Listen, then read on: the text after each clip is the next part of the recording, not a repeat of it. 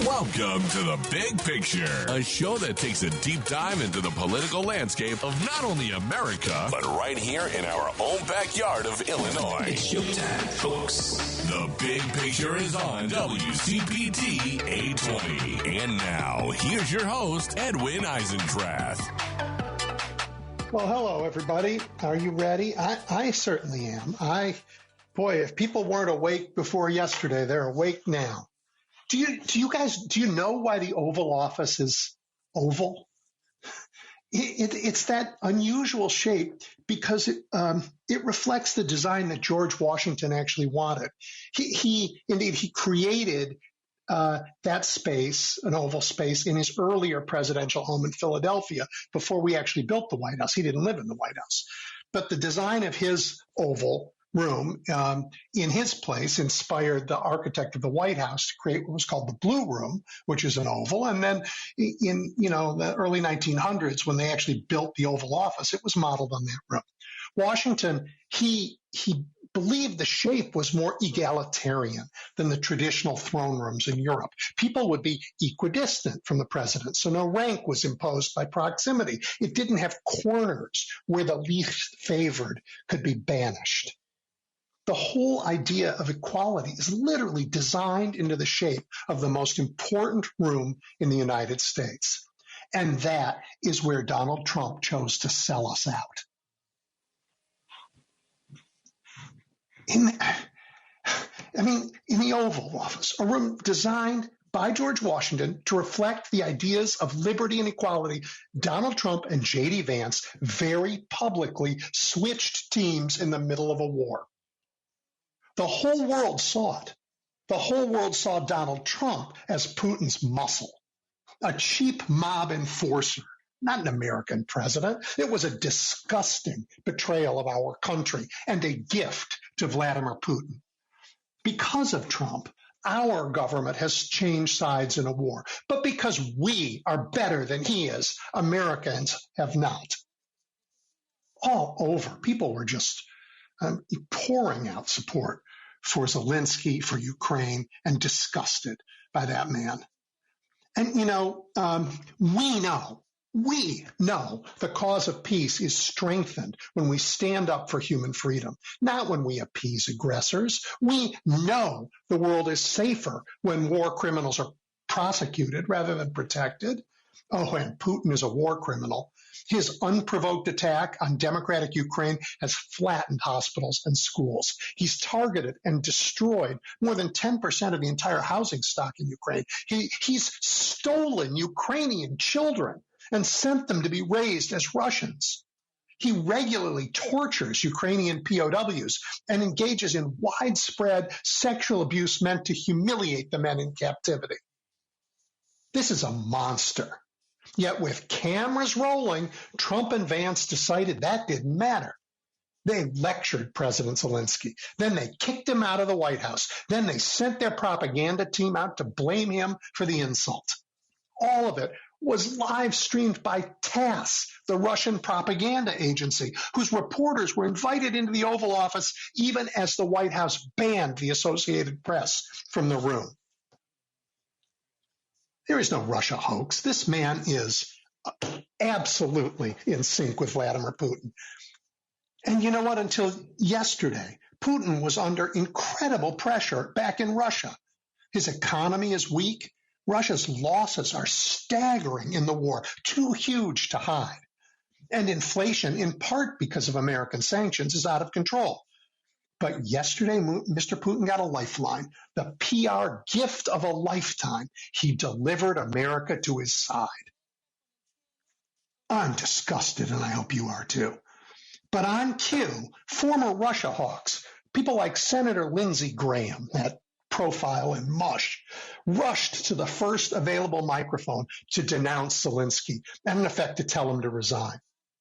On cue, Republicans in Congress deleted all their previous posts, the ones that proudly supported Zelensky in Ukraine. As soon as their own dear leader pointed in a different direction, these American Politburo members couldn't jump fast enough to get away from their own professed, deeply held values. Shameful, weak, disloyal, disgusting. There was a time when Republicans not only shared American values, they championed them, even in the face of Russian threats. Do you remember this? Paul, play this. Do you remember this? Yep. Welcome change and openness, for we believe that freedom and security go together, that the advance of human liberty can only strengthen the cause of world peace. There is one sign the Soviets can make that would be unmistakable, that would advance dramatically the cause of freedom and peace. General Secretary Gorbachev, if you seek peace, if you seek prosperity for the Soviet Union and Eastern Europe, if you seek liberalization, come here to this gate. Mr. Gorbachev, open this gate.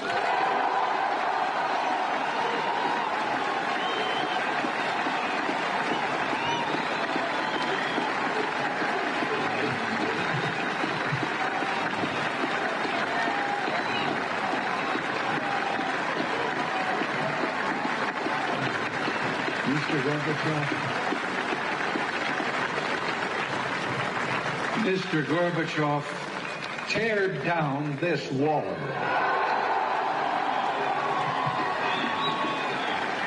Yeah, that was Berlin. That was an American president, a Republican, standing up to the Soviet Union, nuclear armed, more powerful than Mr. Putin, and saying, your time is done, buddy. Tear down the Berlin Wall. Open up. We don't have that kind of courage, not in the White House. Because of Trump, America, our government, is now on one side of a war and our people are on the other. He chose Putin. We still stand for human freedom and against brutal aggression. And we aren't alone. Overnight, leaders, citizens, media from the entire free world condemned the White House spectacle and doubled down on their support in Ukraine. Our government is isolated, as powerful as it is, and Americans and our government are alienated. Mr. Trump's embrace of naked power over any kind of principle has damaged America and the world. Many believe the fight for a just and lasting peace there in Ukraine is now irreversibly undermined. Indeed, the world has gotten a lot more dangerous. And look, Mr. Trump's vision is an old vision. It's an imperial path, a world where powerful dictators divide up the globe. It's not new. I'll take Greenland. I'll take Panama. You take Ukraine. You maybe can have, I don't know, you can have Taiwan, but I want Canada. Seriously? We've been here before. That's what the European powers did in the world through and all the way through, till about 1900. And the bloodiest 50 years in human history were the result. 2 enormous world wars.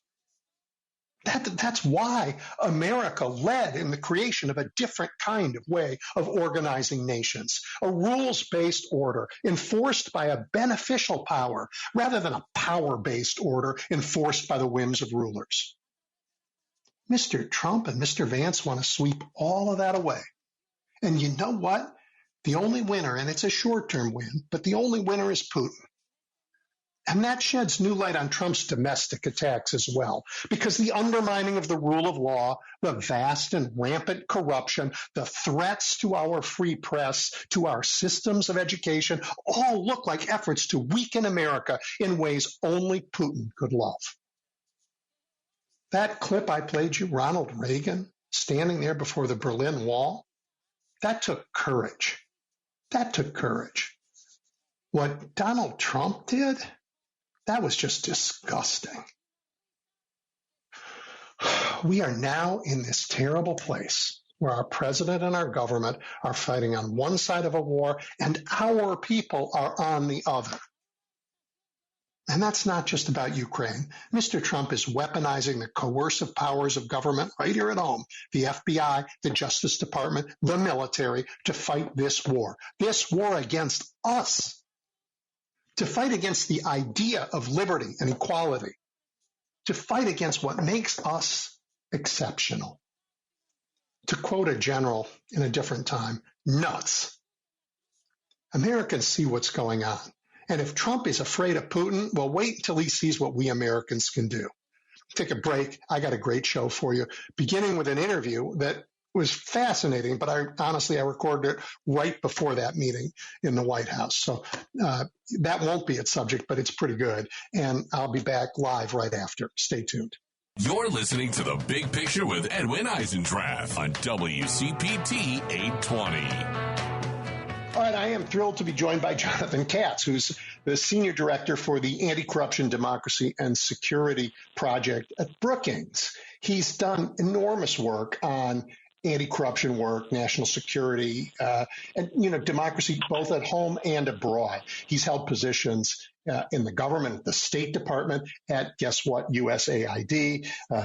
He's worked in Congress. He was a national security fellow working for Senator Amy Klobuchar. He's been at the German Marshall Fund. Really, he knows the democracy world, and it's crumbling. So I'm delighted to talk to him. Jonathan, welcome.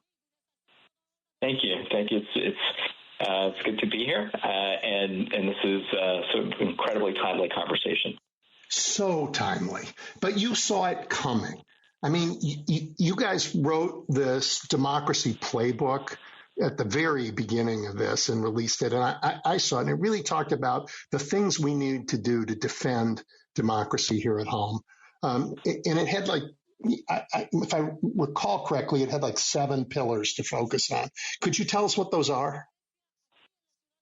Yeah, and just again, I want to say that we weren't the only ones who were thinking about democracy, because many of us had worked on. We're all terrified. And sort of concerns about, what would take place in the U.S. if Trump came back to power, because many of us worked together in the first Trump administration, the scholars and experts that we turned to help inform this playbook to address these challenges over 5-6 years ago. And many of us have also worked on addressing democracy backsliding globally, and we saw these same trends happening here in the United States, not only at the national level, but at the state levels in the United States. So when we saw that polling numbers in the summer of last year, we knew that there was a real possibility that democracy would be at risk in the United States, rule of law would be at risk, future elections would be at risk.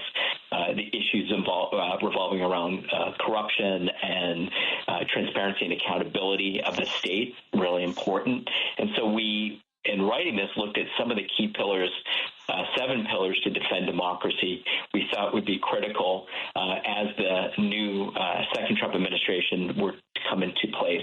And so we focused on seven pillars: protecting elections, defending rule of law, fighting corruption, reinforcing civic and media space, protecting pluralistic governance, countering disinformation, and making democracy deliver economically for the American people, whether you're in Chicago or if you're in Alaska. That it is critically important that you have a transparent and accountable economy that is also addressing inequalities that we see within the system and that are going to be exacerbated by an administration that is run by billionaires. So we've been thinking hard about how to connect these things. Jonathan, the choice of those pillars is interesting to me. I was actually preparing to interview somebody else who had given a whole list of Trump actions and had categorized them in a certain way. But the categorization wasn't quite yours. It was a little different. All of these actions that we see the Trump administration fall into the categories you've laid out. And I hear them and I think, wow, these are the same areas that Orban went after in Hungary to destroy its democracy. So I look at him, I think, wow, you picked those areas because you know that's how democracies get overturned.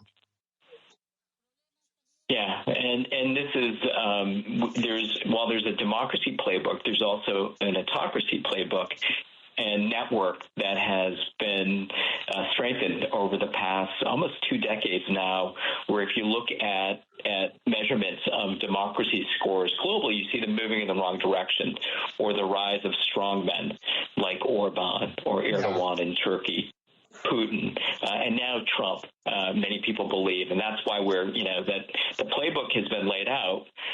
Trump is following this playbook, and how he acts and how he, as we pointed out, there are cracks in these pillars because of the steps that they're taking to undermine things like rule of law, or firing the inspector generals across the U.S. government in order to have no eyes and ears on how taxpayer dollars are spent, so they can spend it in a way that they think is beneficial to Trump and his administration. And that's what we're calling out. And all these will have consequences or be impactful in communities across the United States, and you're starting to see that pushback from these communities. The headline of one article I read this morning was Republicans no longer will hold town hall meetings because of the pushback that they're getting from constituents about deep funding cuts and what's happening in Washington. Right. You will expect to see those town halls begin when they can figure out how to have a studio audience that they have pre-cleared to show up, but not real voters for sure. So Jonathan, these measures that you're talking about, I'm familiar with the EIU definitions or the Freedom House measures of democracy around the world. And I know there are others, but they all hinge on these questions of rule of law, of respect for democratic processes. And I look at what Trump is doing, and I see it as a validation of how good democracies can be, because his efforts seem entirely focused on entrenching the power that he has so that he stays there and that his party will stay there forever. And yet the side effects of that are devastating for Americans. It almost proves that the opposite. When you actually have a functioning democracy, it has constituents and it has to deliver for them. Yeah, absolutely, and that's where we talk about that. That's our seventh pillar as well. And I think we've seen in autocracies even the economic impact of policies that dramatically affect the livelihoods of individuals within these countries, and it's largely due also to things like state capture or corruption. Mm-hmm. And because as a anti-corruption project focused globally, we measure these things and look at other indexes like the Corruption Perception Index run by one of the partners that we work closely with, Transparency International, and we can see the devastating impacts locally of how corruption impacts safe drinking water or safety of our transportation, bridges, schools. And so we're trying to carefully sort of lay out what these impacts are. So I think that Americans can understand exactly what you said, how important it is to have rule of law and to have the government respect checks and balances. And that's something that we're not seeing. We're seeing a Congress that is backing away from its oversight of the executive branch and to hold them accountable. We see a judiciary that's being ignored by this administration, who is basically saying, the president and the vice president are saying, we're going to ignore what the courts are saying and we're going to steamroll them. And this is also partially because Congress is not acting in the way that it needs to act and provide oversight. So all these pieces are really wobbly right now. The checks and balances, rule of law, the possibility and opening for corruption. And, it's really worrisome to see, for example, in the Department of Defense, where you see Elon Musk and others that have contracts before DOD actually getting into the books and maybe predetermining how billions of dollars are going to be spent. And I know maybe in the conversation, this also means jobs for Americans in the communities where things are made, or there are ancillary businesses that are directly connected to where this funding goes as well. It's critical.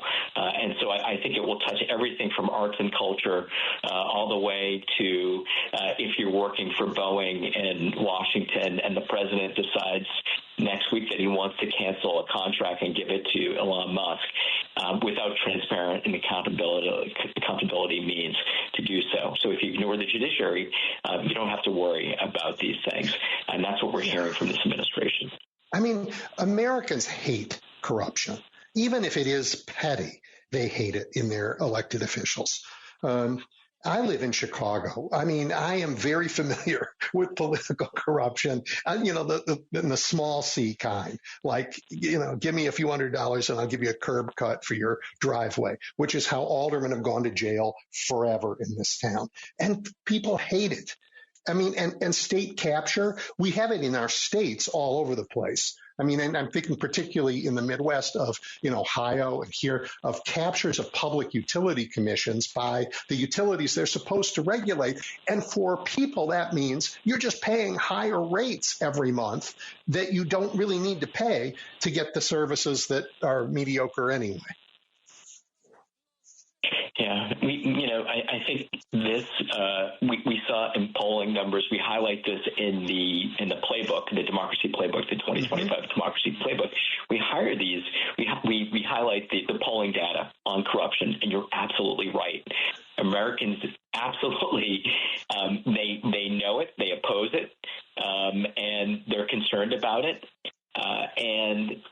I think what we have today, though, is an ability, something to overcome, which is the sort of abuse of this language, including by President Trump and others, to really sort of tar and feather others with that same language in a way that creates muddy waters, or the inability for the public to know what's real and what is not. That's why we talk about countering disinformation or responding to that within the media cycles that we're in platforms, including social media.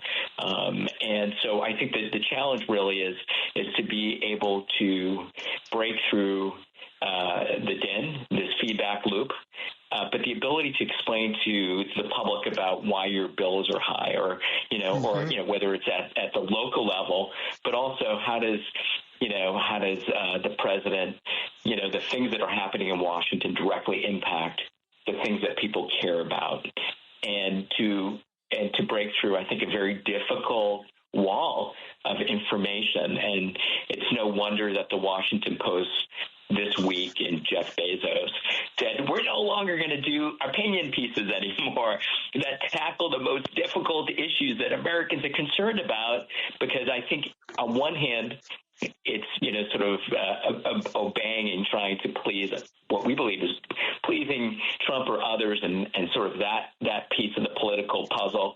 But also it's about what are, sort of traditional media and the ability, even for a Washington Post, which played a critical role during the first Trump administration, shedding light on corruption, shedding light on other activities in the White House that weren't, that were not in the interest of the American people. They were critically important. But today, even the Washington Post struggles, I think, as other maybe traditional media struggles to break through.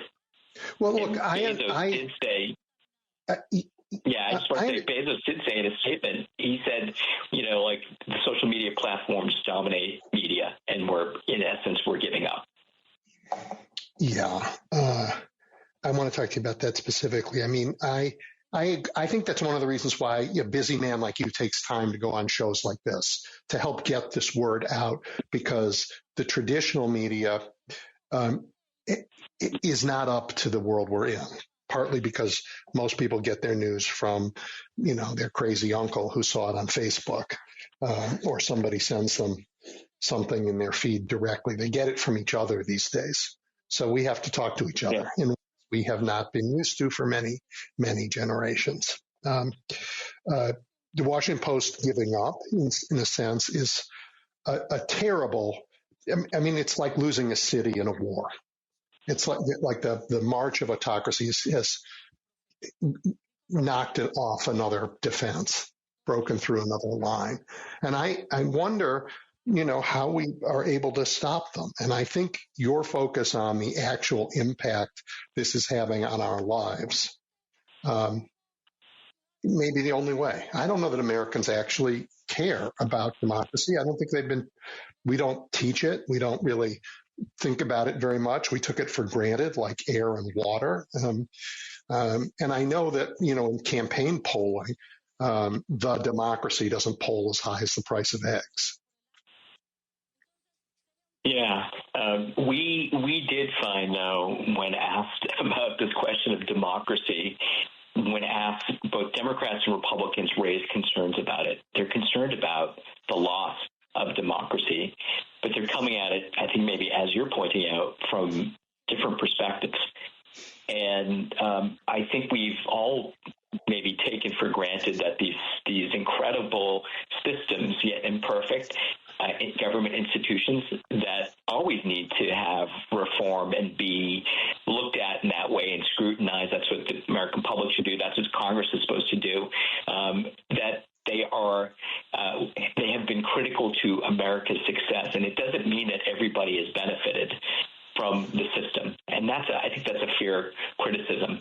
What we're looking at in this playbook too is, and we're pointing out, is that we're not without hope, and we're not without action. And so we've spent a lot of time, even within this, without the power to address these challenges, but also to get ahead. How do we take this moment to build the system back in a way that is better representative of the American people and their interests? Things that maybe things have been broken in just 1 month in a fundamental way, and it's an opportunity in the middle of a crisis for institutions like ours, Brookings and others, to not only talk about the frontline battles of this moment, but also thinking about how we rebuild this back to be something that's better than it has been. And because we may be, and it includes things like civic education and how we teach our children and the next generation about the system and why they have a responsibility within the system. But right now, as we're speaking, we see groups active across the entire United States, responding. We see the litigation, and we see successful litigation happening. We see the voices, Republicans, Democrats, and independents at rallies, at town hall meetings that I spoke about, that some Republicans seem to be unwilling to go into now because they know that their communities are being impacted and they're not doing the right thing to address the needs of their own communities. So we're spending not only the time talking and showing where those cracks are, we're thinking and writing about how you actually build this back, strengthen these institutions, and recognize that we're in a new moment. And with this crisis, there's also some opportunity. And I also just want to make sure that for those who are thinking about how do you engage, whether it's at the citizen level or civil society, that there are democracy actors that we point out across the United States that are critically important at this moment to speak to those issues and to reach out, as you said, talk neighbor to neighbor in a church or if they're in a Rotary Club, but also sort of connecting it to this larger challenge. And we highlight those democracy defenders, as we call them, in a number of our recent, including the Democracy Playbook. And we use examples globally of countries that have come back from autocracies or from governments that have been Poland is a prime example. But we also want to highlight that how difficult it is when the damage is done to systems and internally. It is incredibly difficult to repair that damage and then strengthen it going forward. And so I think I think we understand that this is a very significant moment for U.S. democracy, and that things may not be able to be put back together exactly the way that they were before. But we'll have to have a new American democracy, and how that looks going forward has to take into account the major cracks and the strategy that has been put in place to undermine that democracy, and how do we safeguard that going forward, understanding that there will always be somebody seeking to exploit the cracks, whether it's corruption or governance. I think we won't get to perfect, but we have to aim to be perfect. Jonathan, listening to you, what I hear is the same kind of language that was used as we were in the midst of and towards the end of the Civil War, when we knew the North knew it was going to win, that said, we can't put back together what we had. It didn't do the job, and it didn't give us the power in government to build the society we need to build and to build the democracy we need to build. We need some fundamental change. And that led to 3 amazing constitutional amendments that altered America and changed made us a more democratic country and a stronger one. The kinds of changes that we may need may require very big structural change like that. What's your thinking about? I mean, for me, I think if Congress votes, if the Democrats get control of Congress and simply vote, I guess as the Supreme Court instructed them to, that Donald Trump violated his oath of office and engaged in insurrection, then he and everybody who supported that insurrection are immediately tossed out of office, and we can pass the kinds of laws that you think we should pass in their absence, maybe not a constitutional amendment, but big changes, including maybe eminent domain, taking of Mar-a-Lago and turning it into a research center on American fascism. I think you point out some really important things, and I think the sort of Civil War, post-Civil War period is instructive on how things, obviously, had it been Lincoln versus, had he not been assassinated, you may have seen a different, different set of laws and approach post-Lincoln. As you recall, that led to sort of Jim Crow, but also years of repression of different communities that took decades to overcome. 100 years. Yeah. Some of which this administration is rolling back some of those civil rights era laws are seeking to, and that's instructive. But I think we think of these things as sort of demands of what the public might want to see have happen. Some of them would have to be constitutional amendments, which are, I dare say, are incredibly difficult to achieve based on both Congress and then sort of states, and to move that forward. It doesn't mean that they shouldn't be discussed or put out there right now. I can think of 2 things that really should matter to Americans. They should understand this, and I think they do. One is the issue of pardon power. And I think I bring this up because I think it's tied to these 2 demands that I think Americans might get behind, which is no pardon power, no presidential immunity.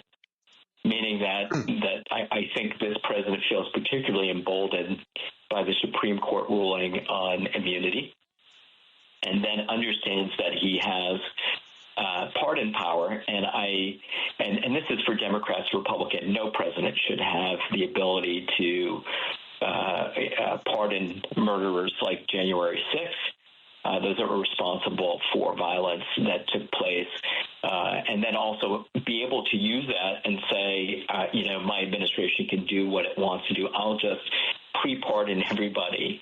And I think Biden, unfortunately, set an example for this. So I don't think it's just Trump alone. And this is, we won't go down that full rabbit hole, but it's no Democrat or Republican, no American should have absolute pardon power that would enable them to do horrific things like, pardon a January 6th. Create a vigilante army, right? That shouldn't happen. Yeah, I mean, and that's what's worrisome, I think, for many here is that because the administration is not necessarily adhering or is butting heads with the judiciary, and whether they will comply with, what the Supreme Court or other federal courts are saying is really up in the air. I think that is largely due to the fact that Trump believes that he has immunity from what he and his administration can do. And then he has the ability to pardon anyone in his administration, whether it's a 25-year-old Elon Musk staffer who's taking critical data from the Treasury Department or Social Security Administration, that touches the lives of every American. And, or if it's, the head of, Pete Hegseth, they decide to give a contract to Musk that later found to be, Starlink, was it? Yep. How do you hold people accountable? And in this system right now, I think Americans would say no one should have pardon power. No president should have immunity. President's not king.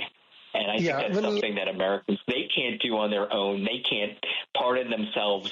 And certainly if somebody were to do something to them, they certainly would like rule of law to be carried out and those to be held accountable.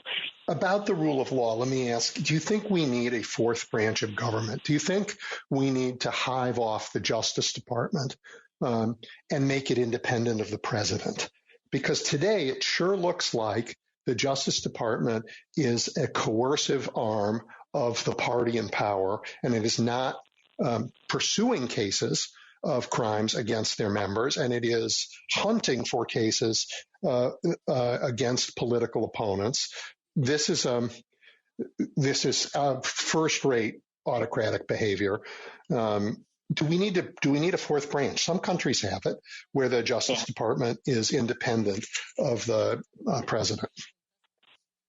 Yeah, the independence of the judiciary, whether in the United States or any other democracy, is absolutely a critical component of both checks and balances, rule of law, and we have this, and we've had this in the United States, and it has held, but now it certainly is threatened.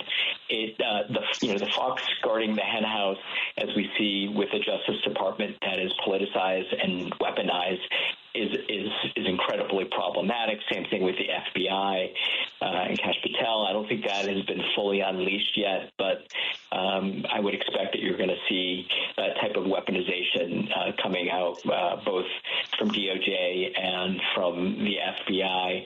I think that when we talk about democracy renewal going ahead, we are going to have these hard conversations about how we ensure whether that the judiciary remains separate, that the prosecutorial powers of DOJ not turned against the American people or perceived political enemies.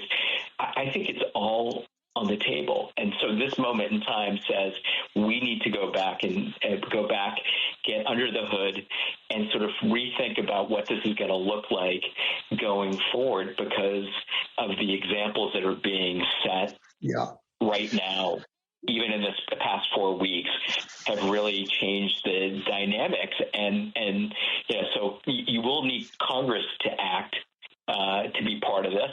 And, you may have a judiciary, as we see in other countries, that sort of rejects these changes because they support whether it's, executive powers or is more closely aligned with, an autocracy in power. And we see this in a number of countries where, Yeah, let's talk about that for a second. You talked about the actions this administration is taking to roll back democratic protections or even those rights that were won after the Civil War. And I can't let that moment go without asking you about the Roberts Court and its legacy. John Roberts had made a career of trying to destroy the Voting Rights Act, and he effectively has, finally. Citizens United, I think, is probably more than any other decision the one that is the reason that our Congress is not doing the job that I think the founders thought would be inconceivable of not checking a tyrant in power. Yeah, I think it's clear the court has made decisions that have enabled this moment. Whether we talk about sort of U.S. elections, the role of money in elections. Musk is a great example of what you don't want in an election. You don't want a multi-billionaire to fund an election, use their media platform to advance policies, and then place within the administration to wipe out sort of U.S. pillars of government that have been there for centuries, not just decades, or laws. Trample on that. Of course, the modern era now, data and data control is as important as anything else. Have access to things that he shouldn't, and then have nobody really there to hold him accountable. But the money in politics is something that we write about addressing this piece because it's corrosive. It does not level. There's no level playing field, and this is both for Democrats and Republicans alike, of really getting that money out of the electoral system. That's why we highlight as the number one pillar our elections, to ensure that they're safe, secure, transparent, and that you aren't able to use the resources to tip the balance of an election in a direction that is beneficial to that individual named Elon Musk. So it's really problematic. So the Roberts Court, obviously, there's an imbalance in terms of its approach on elections. The ruling on immunity, quite disconcerting. Disgusting. Yeah. So you say concerning. I'm going to say disgusting. Yeah. And of course, it certainly factors into how Trump is approaching this administration and what they're doing and why they feel they have impunity to act in the way that they're acting right now, with very little to see in response, a checks and balance to this. I think Trump thinks he can go to the courts and have the Supreme Court, the Roberts Court, affirm what they're doing. And or at least not stop it fast. We haven't seen that tested yet. Yep. So, I mean, we're running out of time. I guess I think the structures of our democracy that were meant to protect us have broken. I think John Roberts is responsible for breaking them with the help of Republican money that he unleashed, and that the only thing that will save our democracy are the American people if they care to do so. And that is going to come up in the next election and the one after it, where they're going to have to turn out in numbers that overwhelm the efforts to purge voter rolls that are going on in states, and overwhelm the efforts to suppress votes that are going on in the states. That's our last chance, I think. And democracies fall. We had a great run, but we could be done. And I think it's a serious threat.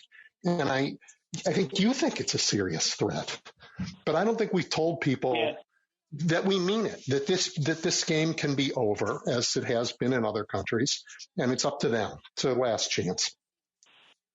Yeah, I think the role of Americans, certainly protecting upcoming elections, we'll see. We have a couple of governors' races in New Jersey and Virginia in this year, and then Supreme the next Court race in congressional election Wisconsin cycle that Mr. Musk has put his billions into. Yep. Yeah, and I think that these are all going to certainly be tests.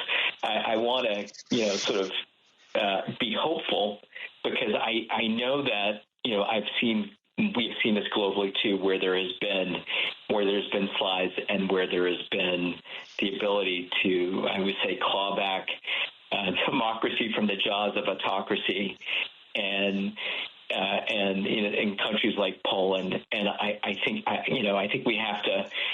There are still governors, mayors, and others that are pushing back. Sometimes you're right that the judicial process is so slow that the action is carried out before and sort of completed even before the judiciary responds to it.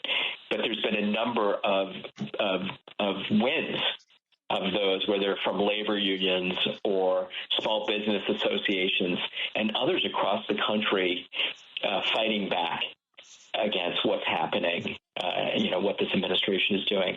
So, while I know you could certainly have what I would call sort of an extinction level event happening, or an autocracy that takes hold, a king, as he calls himself, Trump, there are a lot of levers and a lot of ways that Americans can defend their democracy, defend these pillars of democracy that we outline in the Democracy Playbook, and we see it playing out even right now. And it's only 4 weeks into this administration. It feels like 4 years already for many, and there's a lot of people being hurt by this. These are American people. I always sort of wonder how an American president comes in, the first thing that he does is harm his own people. What kind of American president makes that his number one sort of thing that he does? So I have a lot of hope. I want to end with, and hope isn't a strategy, but there are a number of people who are working on the strategy, sort of the pushback, the immediate challenges that are playing out, that are pushing on the doors of Congress to act, even though we don't see Congress acting now. And I don't believe that Republican members of Congress are willing to, at this moment, to stand up to Trump, and I wouldn't bet my money on it. So the change that people seek is going to have to come at the ballot box. That's why we spend a lot of our focus and time, including recently, on this elections piece, and we see it happening across the country, in places like Arizona, where Republican efforts to again look at suppression of ballots in places like Arizona is being pushed back by courts there as well. So it's going to take the effort of everyone and a lot of blood, sweat, and tears to really address this challenge. Well, I like you, am an optimist. I think you can be an optimist and clear-headed about the battle that you face and the consequences of losing. But I do think Americans are decent, that they like their freedom, that they look at a president who is ignoring their lives and instead posting a gold statue of himself in a video on the beach in Gaza. And they say, wait a minute, I didn't vote for that. I don't even understand what that is. But whatever it is, it has nothing to do with me. And that's the job of the president, has to have something to do with me. So I agree with you. I am optimistic, in part because of the terrible errors that this man is making. Those choices that hurt us so much. Yeah, I think that's certainly right, and I think I wanted to point to the actions that are being taken by many who are stepping up, from religious leaders to local community leaders that are stepping up to address these challenges head on and sort of are the front guard of this effort. And I think you will see more that will follow, but it is a deeply challenging situation when the levers of the federal government are controlled by one party right now, or those that sort of more closely associated. Yeah. And so this cult of personality with Trump and those around him is a very powerful force, but very difficult to break through to and to have the type of conversations we need to, so that Americans aren't harmed. Future. I apologize. I thought we were done, but I'm going to have to ask you one more question that is related to this. you've talked about, and I totally agree with you, around the country, Americans are stepping up. They're showing up at congressional offices. They're showing up at town hall meetings. They're engaged in economic protests. They're litigating in every opportunity. They are, they're governors standing up. Some judges are doing their job. We have an enormous outcry of people who think this isn't right. On the other hand, we have a large chunk of the country who doesn't know any of that. They don't know it because they watch Fox News or they live in a place where one of the other right-wing networks owns hundreds of television stations, and people aren't paying for news, so that's what they get, and they get it social media that is fractured and siloed. How do we, this reality that you're sharing with me, how do we get it in front of Americans who are subject to this mass propaganda? Yeah, this has been, I think, one of the most difficult when we were looking at the playbook, thinking through, how did this work in a countering disinformation or misinformation within the news media, in a news media that is no longer what it was 10 years ago. People consuming information, largely many from social media, and sort of ending up in sort of like within the circles that they're listening to, only the information that is, in many cases might be presenting lies or it lacks transparency and accountability. And I think, Democrats and sort of others, it's not just Democrats, frankly, sort of Americans have to be able to, one, how do we educate, next generation, this next generation to be critical thinkers, to think through. I think there was one January 6th, someone who was in prison who rejected Trump's pardon, and the thing that struck me that she said was that, when she was she said, I was part of a MAGA cult, and the thing that I lost was critical thinking. This group doesn't critically think, just as you pointed out. Yep. So it's through both education. It's also by creating the alternative social media structures. Social media is not going away.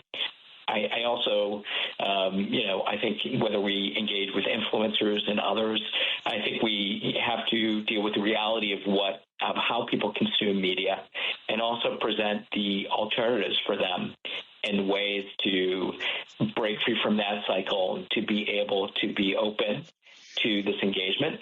And this includes even more of the old-fashioned, as I mentioned, is grassroots. It's communities. It's having conversations with your neighbor about these issues. We're so polarized that it's incredibly difficult to have these conversations within families, within communities. But we can't give up on that, and we have to break down these silos and walls that are separating us on these issues. And I know, just because we've seen elections swing back and forth, there are a number of Americans, maybe those that voted for Trump, who are very unhappy. They seem to be getting the news that what he is doing is not good for their communities, for their families, and for their future. How to lay it off. So some of that, they can feel it. Some of that is breaking through. I don't think that's going to reach everyone, but I want to have the conversation with those that are open to think through how we sort of go forward today, and then in the future, how do we reshape the democracy so that they're satisfied.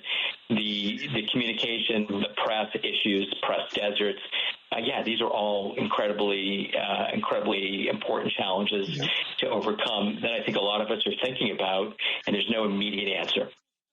The left, since 1954, I think, since 1964, has outsourced its work to lawyers and said, the courts will save you, just litigate it all. And we lost that muscle that was great community organizing, the stuff that has always been the real reason America moved forward, whether it was the wide awakes before the Civil War or the labor movement or the suffragettes or the civil rights movement, you name it. It's mass communication of people to people and then standing up for it that's pushed the country forward. And I think that's what we're beginning. The stuff you're talking about that you see out in the country, I think that's the seeds of that and the forming of a new American majority, which we haven't had in a long time. Yeah, I think sometimes looking for answers in Washington, where I am, isn't necessarily the answer. I think we're going to get we're going to have to learn from what's happening across the country to better understand how to move forward. So I think that dialogue between and maybe what's been a disconnect, because we've had these systems in place and because norms and laws were respected. Yeah. Not always. I can name a number of scandals and things that when I was a congressional staffer that we provided oversight.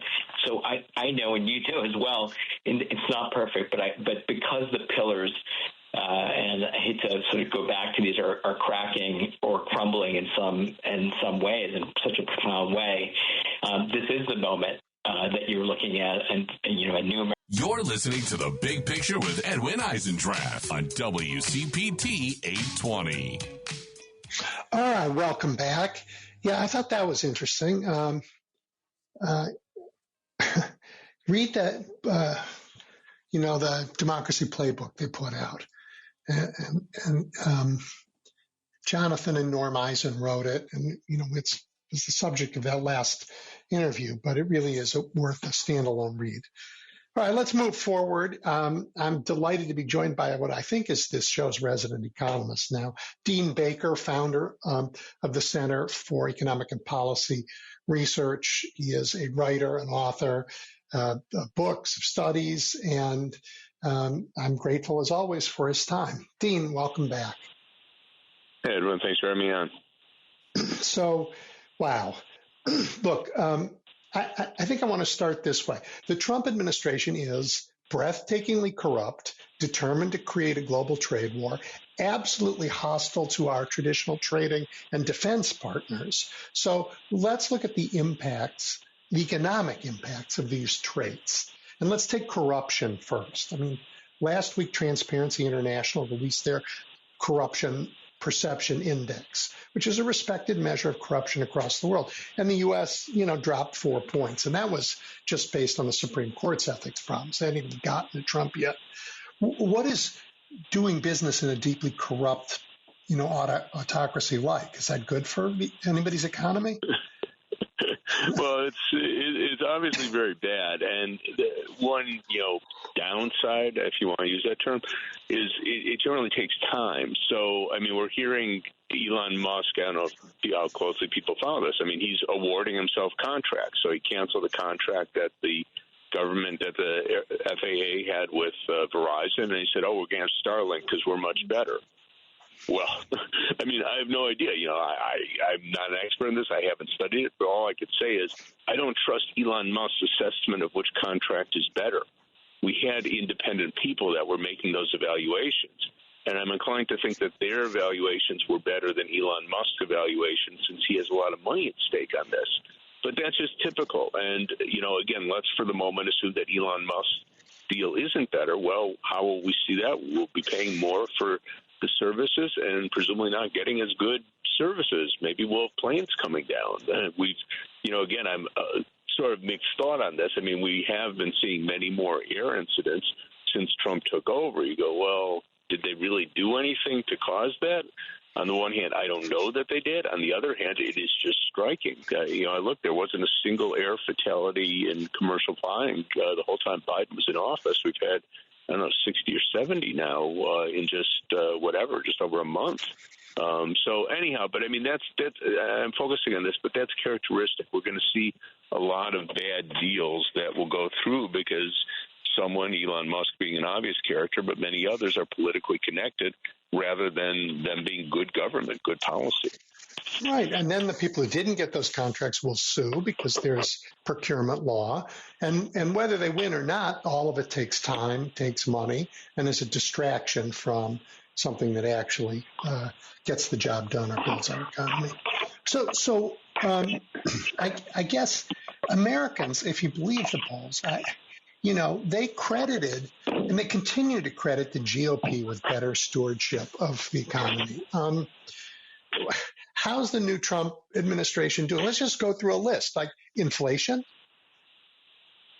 Well, I mean, the inflation story, again, how much can you blame Trump? He's new in office and everything, but he's certainly done nothing to bring it down. And, again, keep in mind, this is a guy I thought he promised he'd fix it on day one, Dean. Yeah, I mean, that was a name, but that was his promise, So what are we supposed to do? And say, oh, okay, we don't take you seriously. Well, obviously we shouldn't take him seriously, but he ran on that, and my guess is a lot of people did take him seriously.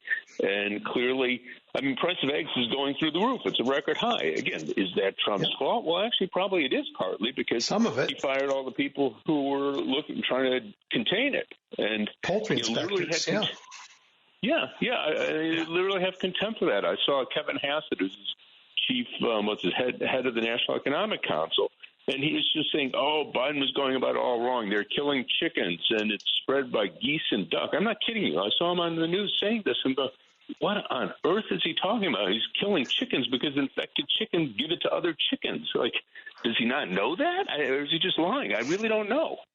But anyhow, yeah. So I would. So that's inflation. How about consumer confidence? Well, that has gone through the floor for the obvious reason. I know a lot of people in this boat. We're seeing as tariffs. People don't know if they're going to have jobs next month, and it's not just government workers. I mean, the people there have some government, some not directly government contract, but they work for that might get money from the government. So I know people work at universities. They're not, they even private universities, but whether it's a state university or private university, they get money from the government. And are they going to get that? Well, depends what Elon feels like. I mean, it is kind of mind-boggling.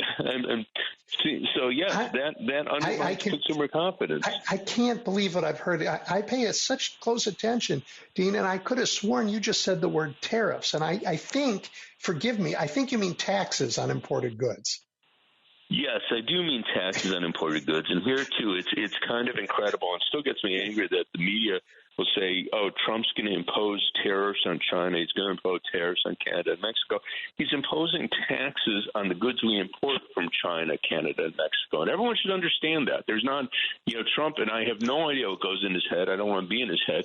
But, he talks about it like China's going to give us a check. We're going to impose tariffs on China, and they're going to give us a check for however much money, $100 billion or whatever he thinks he'll get from it.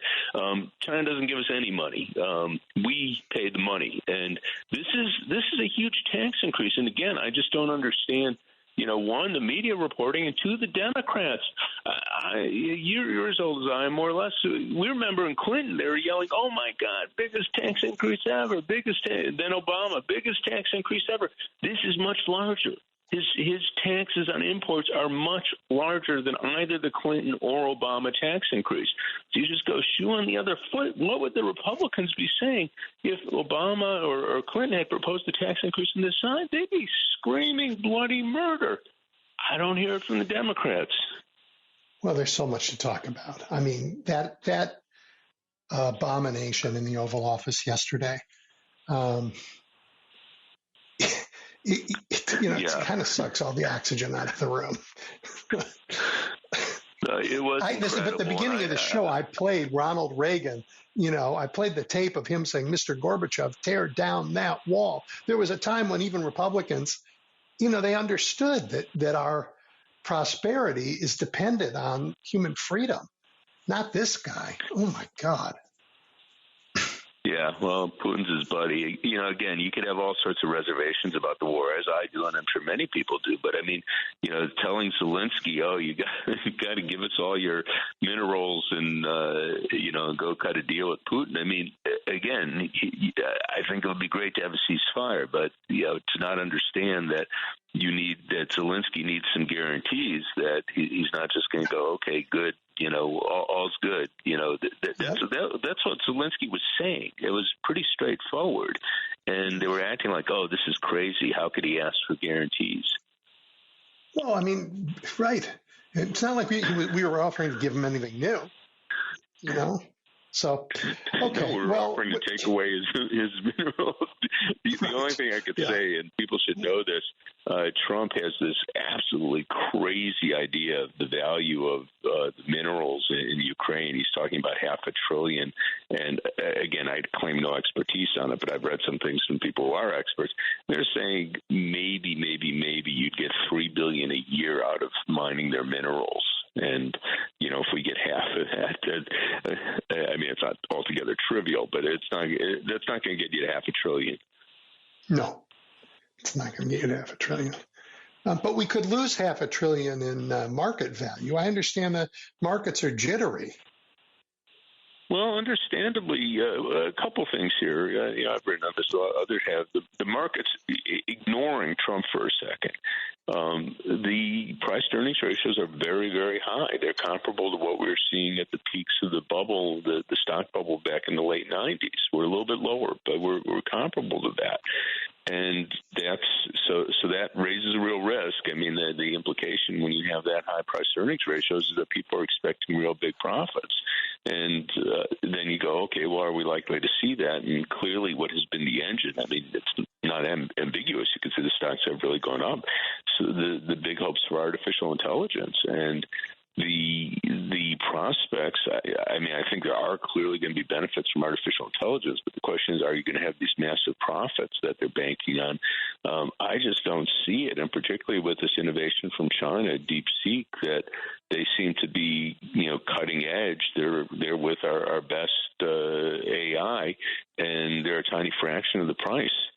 So I don't see how they're going to get the massive profits. But the long and short is, even if you didn't have Trump there, I think you might see real problems with the market. But then having Trump there, who's running things, people have been saying like a TV game show, that's wrong, reality TV show, who's going to be the winner, that's not a good way to run an economy. So, yeah, I wouldn't be surprised if we do see the market take a big hit. Yeah. Dean, remind me, how many quarters did we have job losses when Biden was president?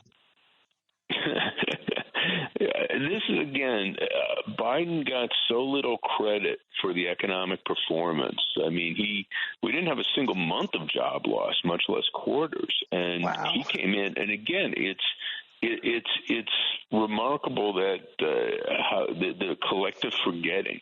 When he came in, the economy was going nowhere. We had in the 3 months before he came in, the last 3 months of the Trump administration, 2020, we averaged 140,000 jobs a month.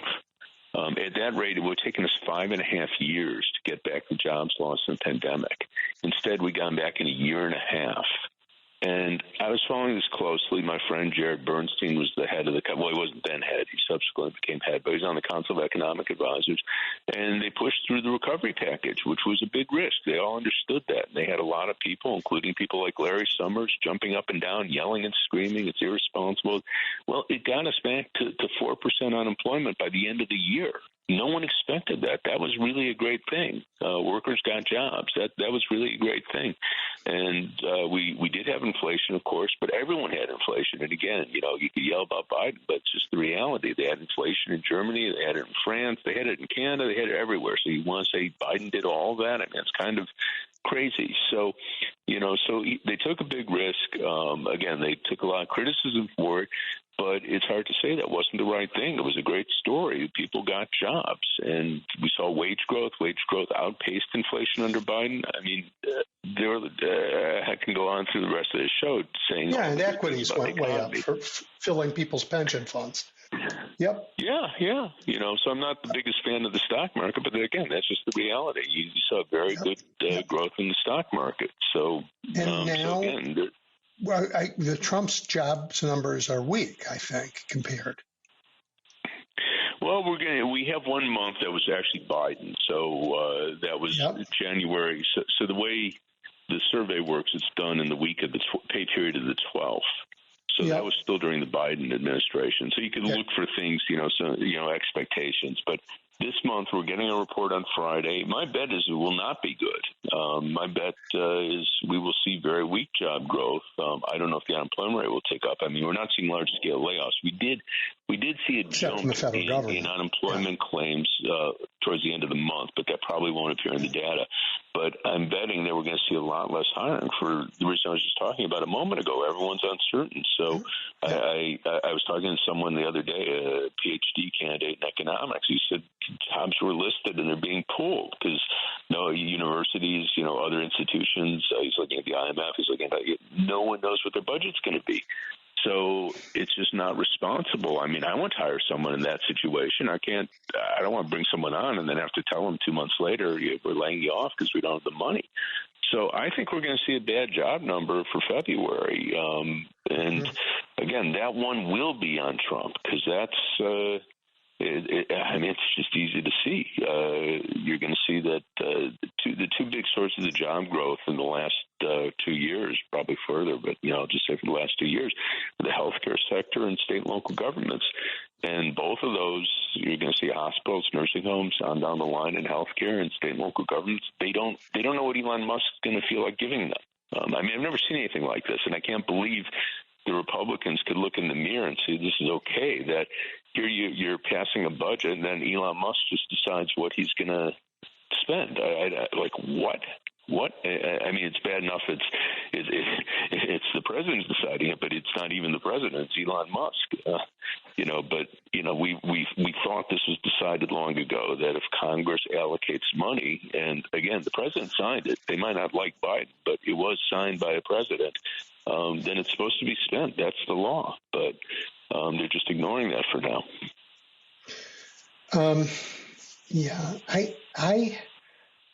Do you have any idea what the Fort Knox visit is all about?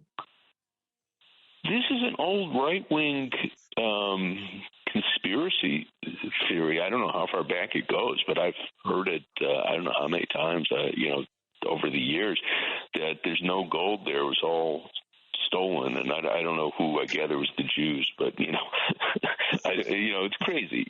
But they're going to go. I don't know if they've scheduled it yet. Again, Elon Musk, it's supposed to be about eliminating government waste. Well, this is government waste because, if you or I were to go to Fort Knox, we'd have to get a commercial plane ticket. We'd probably fly coach. It wouldn't cost that much. When Trump and Musk go there, Air Force One, God knows how much security, probably going to cost us $10-15 million just for a stupid photo op. And they'll go, oh, we had to make sure the gold was here. It's absolutely crazy. And again, a lot of the stuff they've been doing, I couldn't believe, you probably heard the story about tens of millions of dead people getting Social Security. And it was just because they didn't understand their coding system. They have an antiquated computer system, which is known. You could make fun of them for it, but Congress won't give them the money to modernize it. It would cost a lot. So you just make. So instead, let's just break it. Yeah. Yeah, but anyhow, with their coding system, anyone that they don't have a date, it defaults to, I think it's 1875. I'm pretty sure. Yeah, that was it. Right. So you have all these 150-year-old people getting Social Security, and it's just they just didn't have a date in there, and they're very, very few. And again, there's analyses. It's one of these things like you don't have to start from scratch. Social Security, the administration analyzes the extent to which they have people that continue to collect after they're dead, because it does happen. Obvious reason. Someone in a family dies, they don't call up the Social Security Administration first thing and say, stop sending the check. So it's common for, someone to get one or two checks after they're dead, and they get most of that back. It'd be great if you could say it never happened, we got it all back, but God, it's a huge system, and there are going to be some mistakes, and that's the world. But it's a very small amount. I remember I looked into this a few years back. It was like 0.01% of their benefits go to dead people. It's not why, when we talk about Social Security facing shortfalls, that has nothing to do with it. And, if Musk had taken a few minutes just to read up about it, he'd know and wouldn't be running around saying utter nonsense about tens of millions of dead people getting Social Security. What's this threat to make, forget what we see in Fort Knox? Crypto is going to be our standard. The whole crypto thing, again, you want to talk about waste. What the hell is crypto? It's literally nothing. The only use, and at this point, I don't know, we've been around 15, 20 years. How long have we had this stuff? It's not new anymore. The only use anyone's ever identified is for carrying on illegal transactions. So if someone wants ransom, they want $5 million, $10 million in ransom. Well, it's very inconvenient to get $100 bills. I mean, it's a lot of $100 bills. So what do? You can do it with crypto, and it's all very efficient. So it's good for that. Obviously, drug dealing, arms smuggling, the whole list of illegal transactions, it facilitates that. But apart from facilitating illegal transactions, what is the use? And I've known people, my friend Paul Krugman, you've probably seen some of his stuff on this. He's challenging. He goes, tell me, what do you use it for? Invariably, I'm sure he's had more people give him answers than me, but it's usually like, we could do this, this, that, and that. And you go, you could do this, this, that, and that with the banking system without crypto.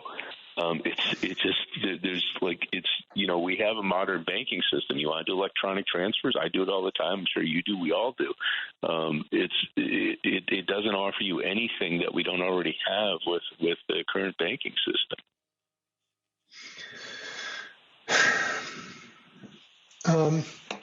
Do you want to take some time and explain this, I thought, pretty interesting article you wrote that you called The Elite's Big Lie on Inequality? Yeah, this is something that I find very much central, and really it's been a focus of my writing for I don't know, probably 15 years or longer. There's this idea that the market generates inequality. So the idea is that we have a market out there, and it generates inequality, and therefore, bothered by inequality, we need to tax the money away from the rich people and give it to people who need it, which I'm fine with. But the problem, the big lie here, is that the market just did it. And the point that I've made in much of my work is we structure the market. There is no the market.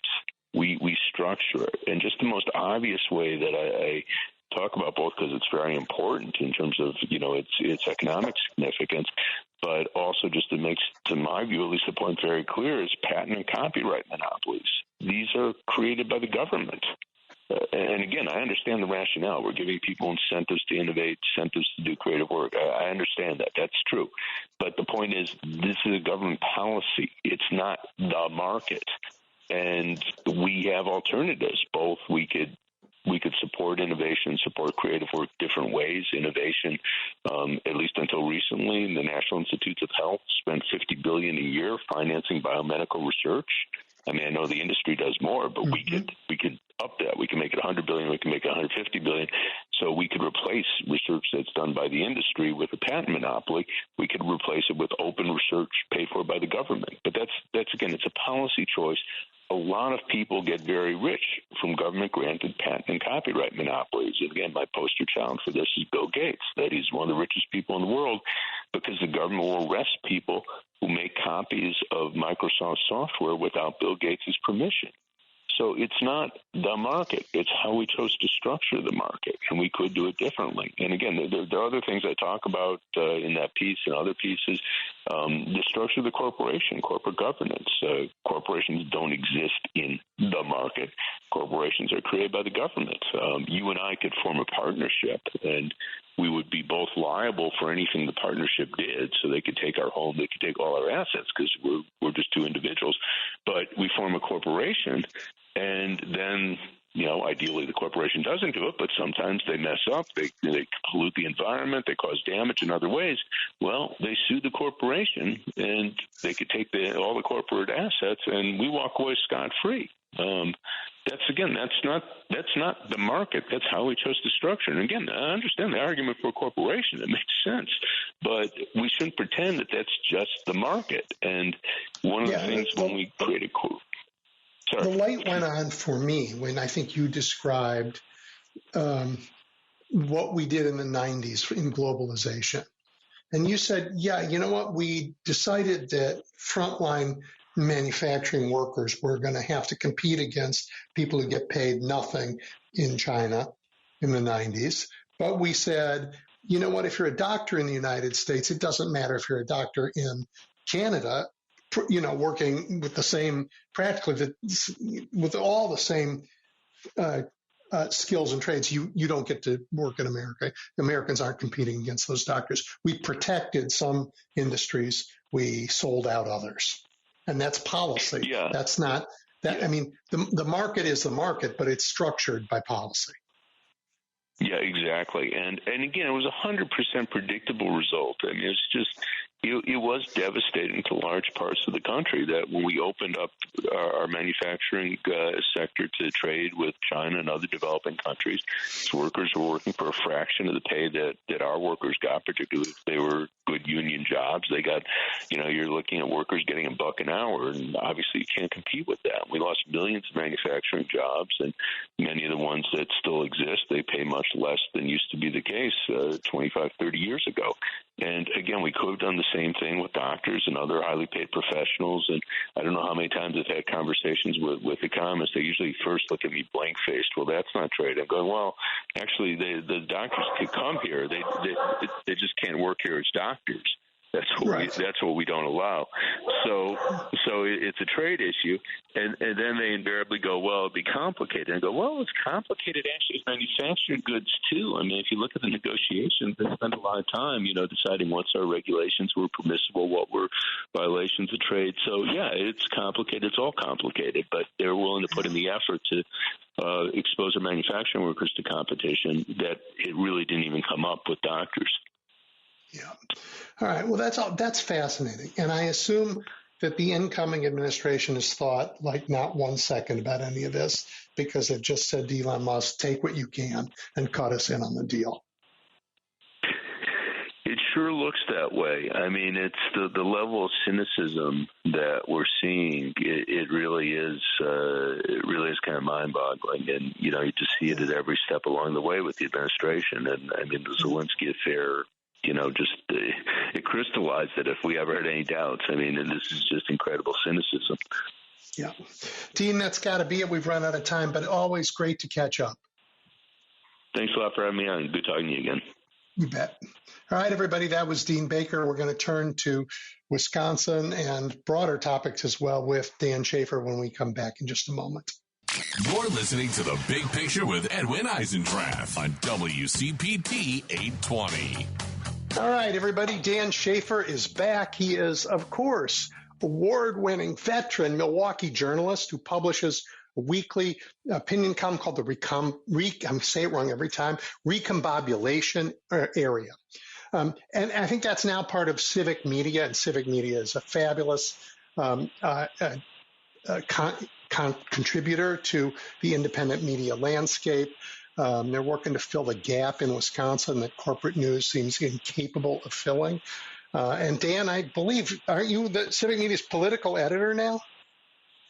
That's correct. Absolutely. That is great. That is really first rate for Civic Media and really good for Wisconsin.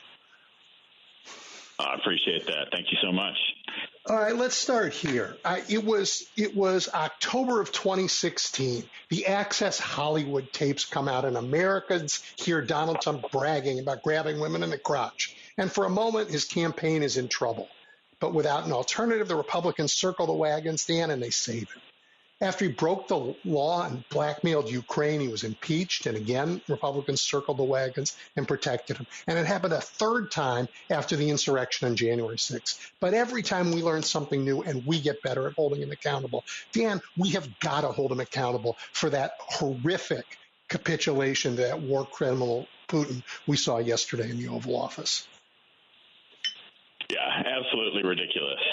It just seems like Trump is coming in to try to really remake the, kind of post World War II, stability that we've had in the world for a long time. And it just seems like, capitulating to Putin, the way he reacted with Zelensky, it's just some absolutely ridiculous behavior. But I guess, Is it surprising? I'm not. I can't say I'm all that surprised by the tenor that this took, especially coming from J.D. Vance in particular. It's I remember there was that viral clip from a couple of years ago talking about J.D. Vance. I think it was after Russia invaded Ukraine, and he just talked about how he didn't care, and doesn't care that a dictator is invading one of their neighbors, and it just seemed like that's the type of policy that they're going to be implementing now.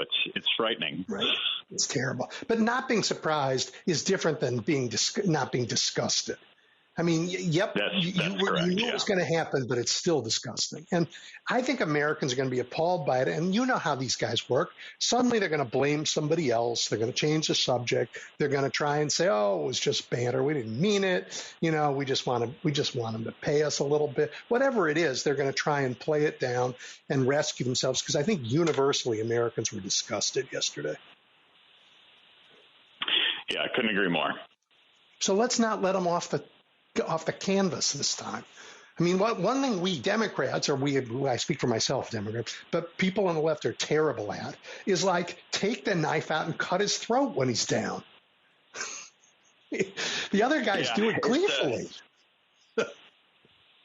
Absolutely, and I think it's just a reflection of how how discombobulated the Democrats seem right now, and it just seems like this seems like a moment where you could really have a pretty obvious message to people about something, and I just wonder if we're really breaking through the noise and hearing those messages at this moment.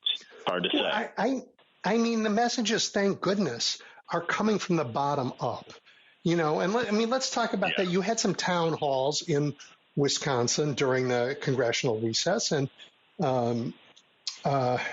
some of them, some of the very Republican districts. I think you had one in Oshkosh with Representative Glenn Grothman. It didn't go exactly as planned. No, that's right. There were a couple of them, that really, I think, caught some of those Republican representatives off guard. And I think one was with, like you said, Glenn Grothman in Oshkosh had one of these where, quite a few people showed up. There was another with Republican Congressman Scott Fitzgerald in Washington County, probably one of the reddest counties in the state of Wisconsin. It's kind of like right in between being, a suburban area and a rural area. So it's just kind of the sweet spot for Republicans in the area right now. And they, Fitzgerald was really caught off guard by, hundreds of people who had showed up at that forum. And I think that's really telling that I think Fitzgerald's is probably the most conservative district in the state of Wisconsin. Obviously, like I said, Washington County there is probably the most right-wing district there. And he's met with, some real stark opposition. And I think it's, in particular to what Elon Musk and the Doge project are up to. And also, right. The efforts on Ukraine. We saw some signs, some backlash on, those on Ukraine and some of the, the positions that the Trump administration, J.D. Vance and all have been taking. And that was before yesterday. Yeah. And that was before yesterday. Yeah, that was last weekend. I think, Americans. From what I understand, there have been some other Republican town halls that were going to be happening, and they have since been canceled. One in particular, Derek Van Orden, who is the representative from western Wisconsin, probably the most closely competitive congressional district in Wisconsin. Van Orden was going to have one of his staffers meet with the public earlier this week, and we had a reporter from Civic Media who was there, and the staffer canceled the meeting after they found out hundreds of people were going to be showing up. Yes. So not only did they people want to meet with their representatives. Have a meeting at all, but it was a staffer that saw that 100 people had signed up for this meeting. They had projected about 2025, something like that. And just because there's such an overwhelming response, they canceled the meeting entirely instead of just kind of meeting with some of the people that they originally arranged with. So it does seem like there is some real grassroots energy around Wisconsin standing up and opposing what's happening in Washington. And I think that's better than if it came from a Democrat, because the Democrats' brand has been beaten up and beaten up and beaten up. I mean,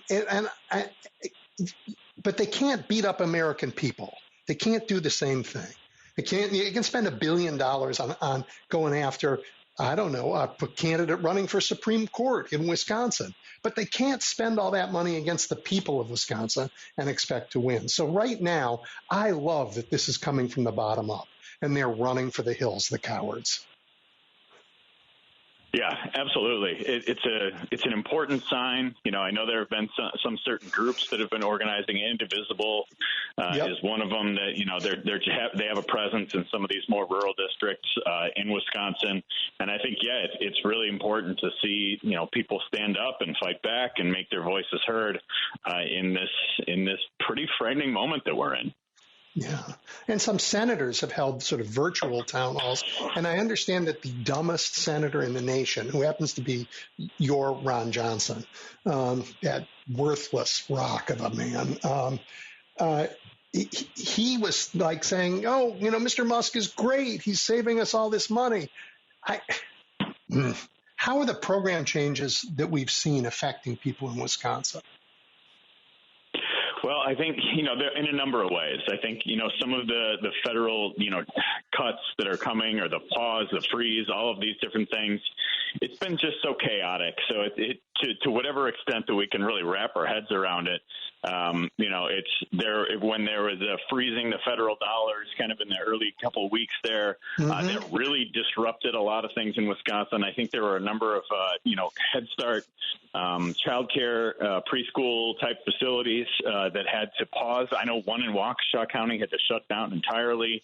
And there were, you know, I think a lot of the stuff that's happening with USAID, you know, that's impacting a lot of farmers in Wisconsin too, because they were, you know, producing food crops that were, you know, being, you know, kind of distributed abroad as part of this program too. And I think a lot of like USDA, there's a lot of pretty significant USDA presence in western Wisconsin, northern Wisconsin, and we're starting to see reports of those cuts for being really, really disruptive as well. And I think, you know, here in Milwaukee, there were some layoffs at the VA hospital. I know there's a couple people who are people I know who are, you know, veterans themselves, or families with veterans.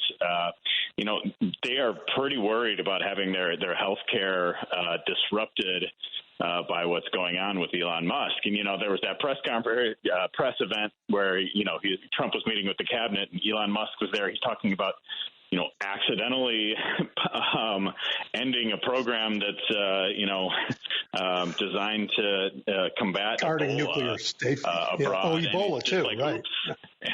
Oops, sorry.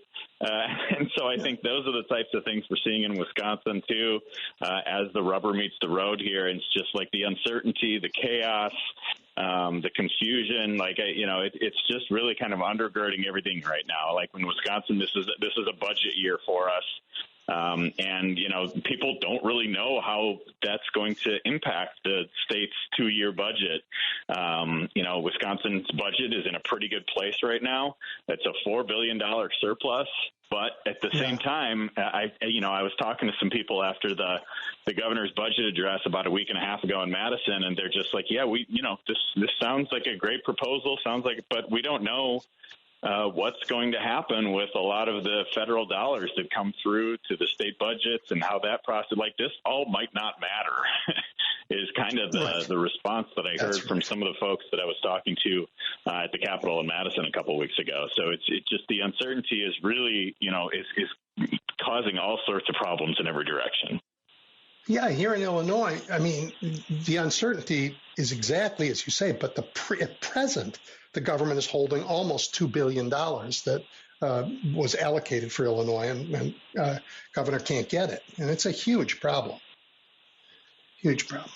So you know, you've talked a lot about who votes when, and you know, when Trump's on the ballot in a presidential race, like lots of people show up to vote who wouldn't ordinarily vote. And I think they're going to be badly impacted by some of these changes. But I certainly don't think there's anything that he's doing that's going to motivate him to show up.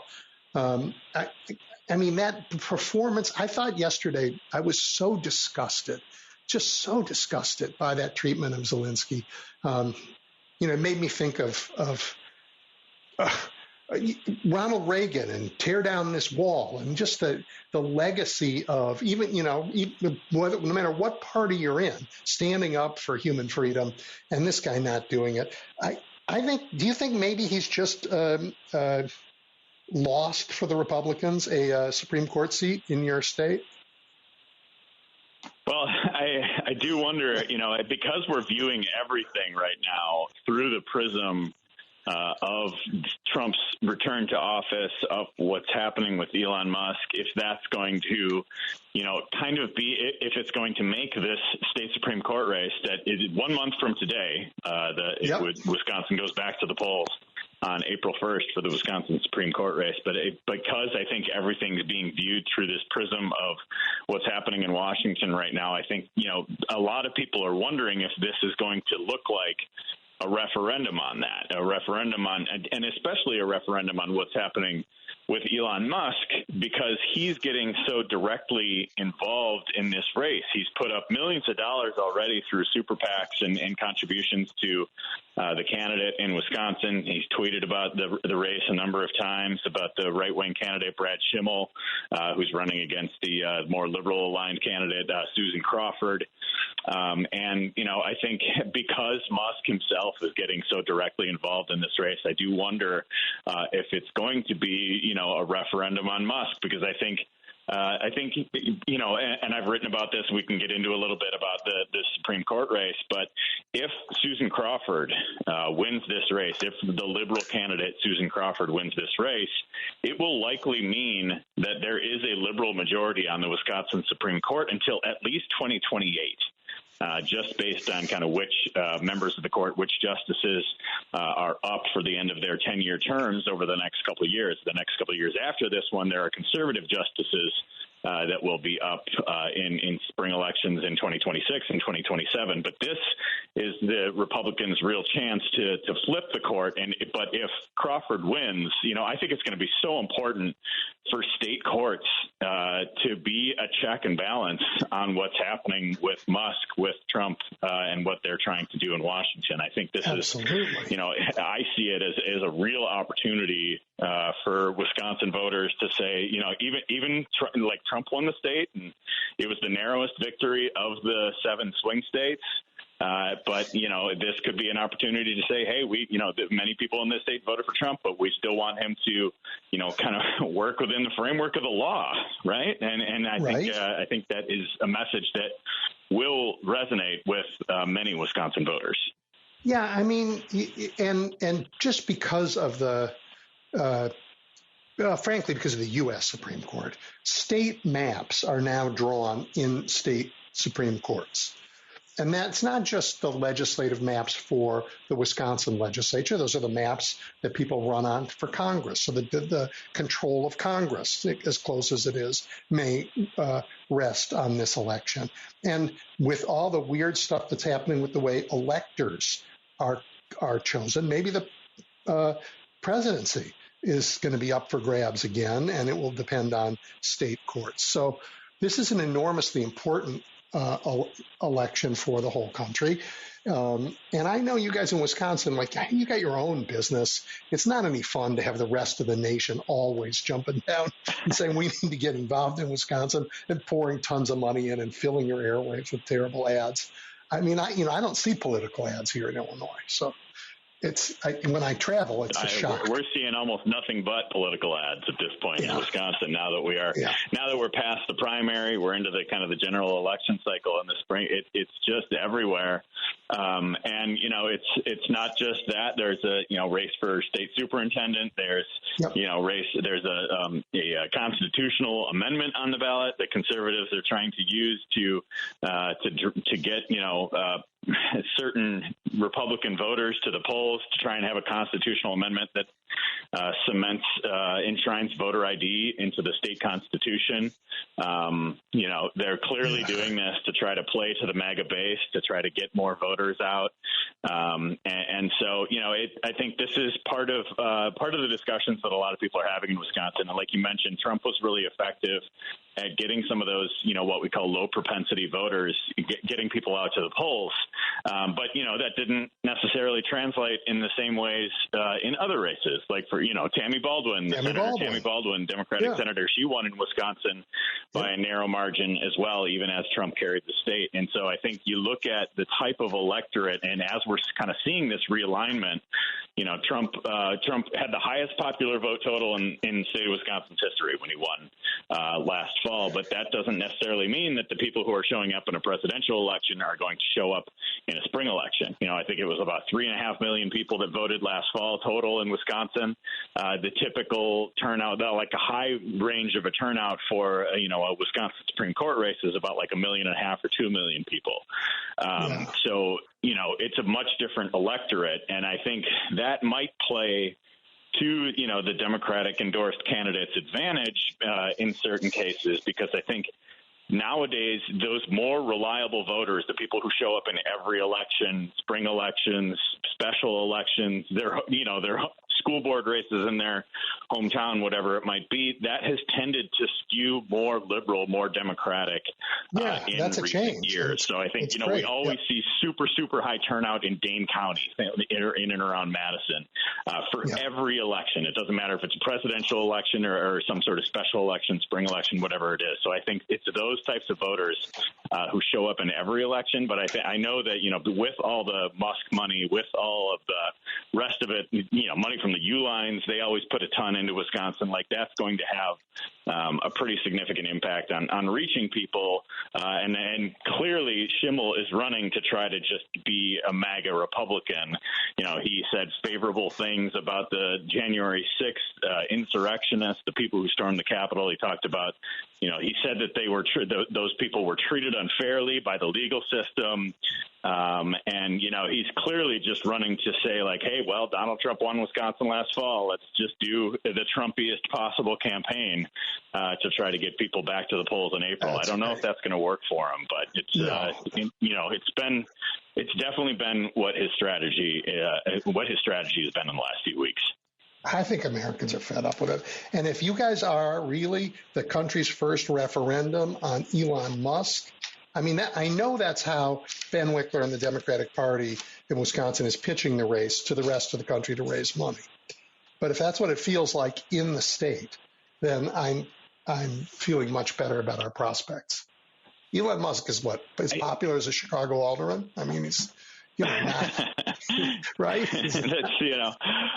It's interesting because I don't know if the liberal energy is there. The opposition is definitely there for Musk, for Trump, for people wanting to have their say.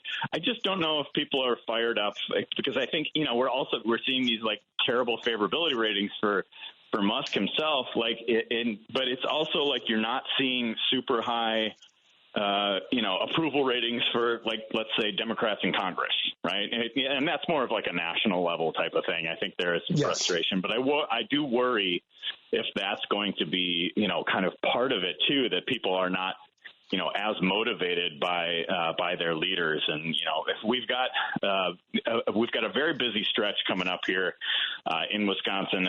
Both of the candidates, Brad Schimmel and Susan Crawford, are doing a number of public events in the coming weeks. There's a debate happening on March 12th. I imagine there's going to be a whole lot of attention to this race, just like it was 2 years ago when the court was on the line, when Janet Protasewicz won to flip the court. She won with an 11-point victory.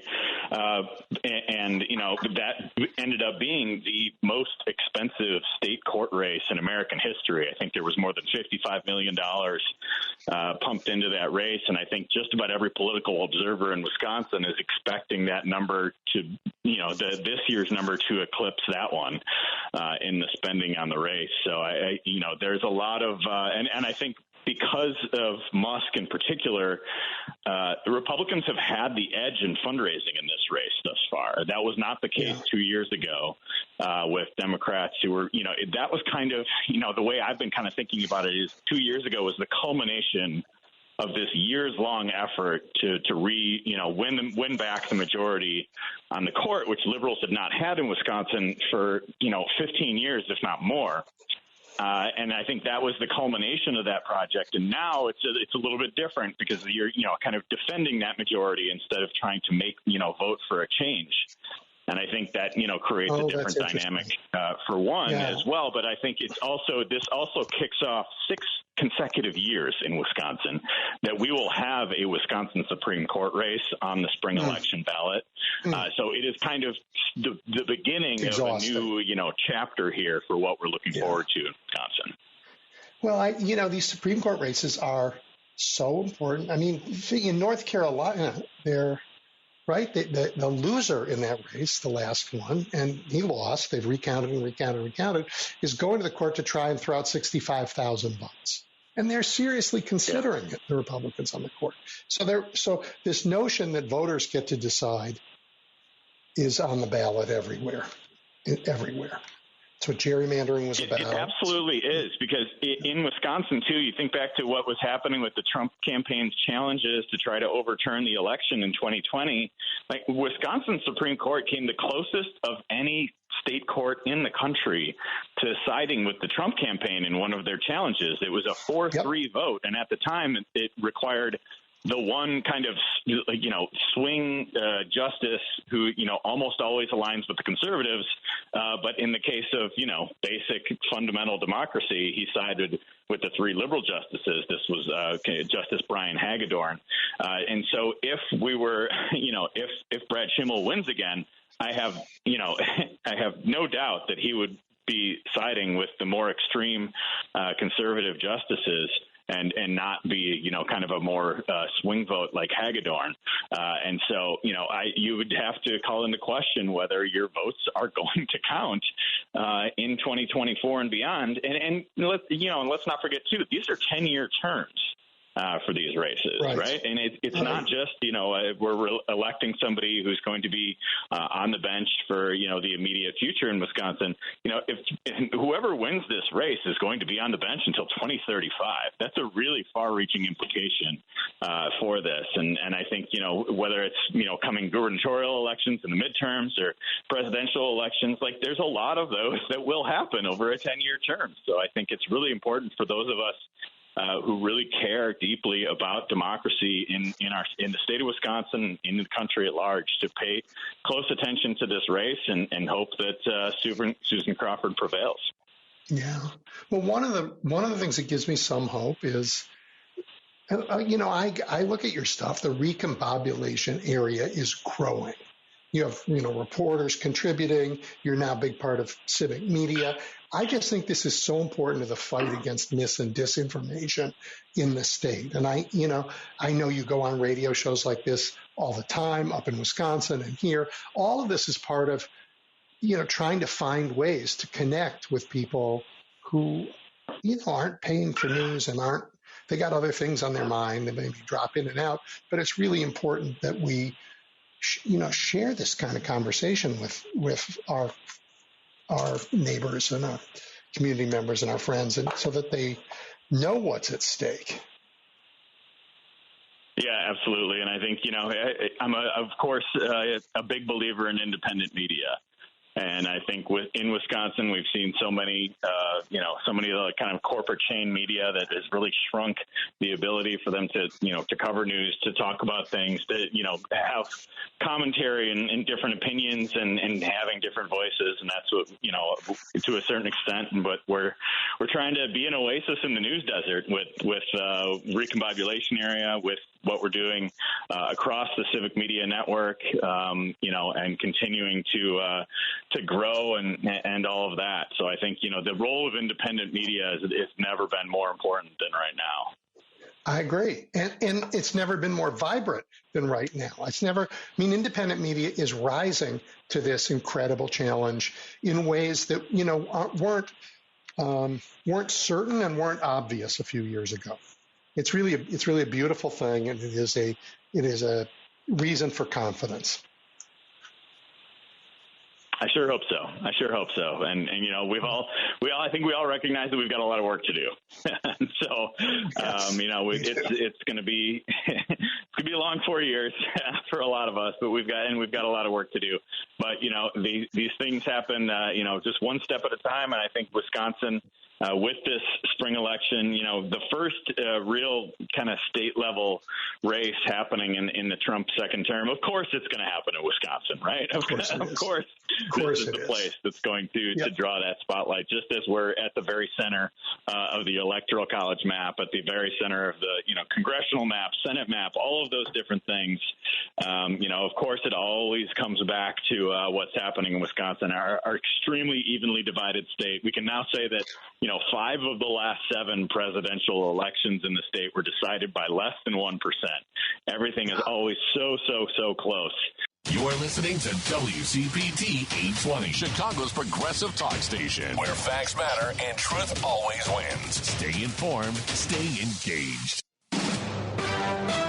NBC News Radio, I'm Lisa Carton. President Trump says Ukrainian President Zelensky is welcome back to the White House when he's, quote, ready for peace. Following a tense meeting at the White House Friday, Trump posted that President Zelensky is, quote, not ready for peace with Russia. Trump then claims Zelensky disrespected the United States of America in its cherished Oval Office. Today, Zelensky met with British Prime Minister Keir Starmer in London. You're very, very welcome here in Downing Street. As you heard from the cheers on the street outside, you have full backing across the United Kingdom. The two leaders shook hands and embraced before entering the Prime Minister's residence for talks which lasted over an hour. European leaders are set to meet at an emergency summit Sunday to discuss Russia and a peace plan for Ukraine. The Vatican says Pope Francis is resting after a peaceful night following a second bronchial crisis. In a brief update, the Vatican described the 88-year-old pontiff as being alert and aware. On Friday, the Pope had an episode of breathing difficulty and was placed on mechanical ventilation at a Rome hospital. A Vatican source said the Pope is wearing a mask to improve his oxygen intake. President Trump is making a surprise announcement about a former member of the Cincinnati Reds. Jack Crumley has more. A social media post from the president at 11:30 Friday night says that Pete Rose was a far better player than most of those who've been inducted into the Baseball Hall of Fame. He calls it a shame that Rose can now only be named posthumously and announces he's going to pardon Pete Rose. President Trump says, quote, he never betted against himself or the other team, end quote, and then goes on to criticize Major League Baseball. It's unclear what the president is pardoning Rose for, as he was never convicted of a crime. Rose was banned from baseball in 1989 for gambling on games. You're listening to the latest on NBC News. This is Chicago's Progressive Talk, 820 AM, WCPT Willow Springs, and online at WCPT820.com, where facts matter. You still thinking job change in the new year? Yeah, I need something that's in high demand and more stable in this economy. IT? Yeah, cybersecurity, maybe even AI. That's what I did. Really? How? Went to My Computer Career. You don't need any prior experience, and you could start your new career in a matter of months. A lot of IT pros go to school there, too, to level up. Sweet. Are classes online or on campus? Both. Wow, I'll check it out. Thanks. Make this your year. Take the free career evaluation now at mycomputercareer.edu. Financial aid is available for qualified students. Hey, Google, play WCPT. Streaming Chicago's Progressive Talk from TuneIn. You're looking at the big picture with Edwin Eisendrath on WCPT 820. Okay, Jill Weinbanks is back with me, and Jill is fabulous. She's championed the rule of law, the principle that none is above the law. She worked on the water case. You guys know her from this show and from MSNBC and from everywhere else. Jill, welcome back. Hi there. Good to see you, Edwin, or hear speak to you anyway. Before we get into it, I need to take 1 second to talk to everybody about the news that you just heard, NBC News. It was awful. And let me just tell you that when the reporter takes the time to say, oh, Trump just said that Zelensky's welcome back if he's ready for peace and that he disrespected the White House, That is BS. That's not what happened. They shouldn't report Trump saying stuff like that without calling him out on it. And you know Trump knows it was BS because that other story they ran about how he's pardoning Pete Rose, who was never convicted of a crime, is also just made up nonsense to change the subject. We are not going to let that terrible president off the canvas this time like we did after Access Hollywood. This disgrace is not one he can change the subject on. Sorry, Jill. I apologize. Sorry, you are absolutely correct. What happened in the White House was a disgrace and an embarrassment. I am today wearing one of my hashtag Jill's pins for Ukraine. This one is a sunflower with Zelensky's face in the center. I wear Ukraine pins for the next several days, at least in support and honor of sacrifice they're making to protect democracy there and for us. If Putin isn't stopped right now, it's going to be Moldova next, Poland after that, and eventually other places in Europe, other NATO countries, and we will be involved in fighting him if he isn't stopped right now. They are doing us a favor. President Trump should have been thanking him for protecting America instead of demanding that he grovel, and did it without warning and deliberately in front of the cameras. There was no reason for that to happen. None. No, and in front of, they didn't let AP in the newsroom. They let TASS in. So he was doing it so that Putin, who's in some trouble in Russia, can say, "I delivered America." It's disgusting. It's disgusting. Exactly. And, right. He changes the subject. He gets out of these things. But this time, I don't think we can let him. I think we just have to every day remind everybody that this is the man who led an insurrection to overturn our country. And now he's changed sides in the middle of the war. And Americans haven't changed sides. I began the show an hour and 2 hours ago, whenever it was, by playing Ronald Reagan saying, "Mr. Gorbachev, tear down this wall." We used to stand for something, both parties. So now he's in a war and he's not on our side. What does that mean? Our president's in a war and not on our side. It's unbelievable, and it would have been as if Franklin Delano Roosevelt had done this to Winston Churchill and tried to use him while leading a country fighting a serious war against a serious aggressor, Nazi Germany. And we are now turning into Nazi Germany. Yeah, it's gross. It's just let's talk a little bit about how that's happening domestically. Where do we have the rule of law when the coercive powers of government, the investigative power in the FBI, the judicial, the prosecutorial power in the Justice Department are being used for personal vendettas of the presidents? It's a weaponization of our government in ways that were previously thought never to happen. Even your friend Richard Nixon didn't do this. He did plenty bad, but this goes even beyond that. He did try to use the Internal Revenue Service, which Donald Trump has done as well. And he certainly used the Department of Justice to try to conceal the involvement of his campaign and his White House in the original break-in, and to do other bad things. So, and he had an enemies list. So I don't want to forgive him, although I could at least point to some really good things he did, like Title IX, like opening China, creating the EPA. So as bad and as criminal as he was, and the one doesn't offset the other. It doesn't. I mean, when you're a criminal, you're a criminal. Doing good things doesn't erase the crime. Jill, his attorney general went to jail. John Mitchell went to jail. Yes. It's unthinkable that this Justice Department would hold anybody accountable and send them to jail.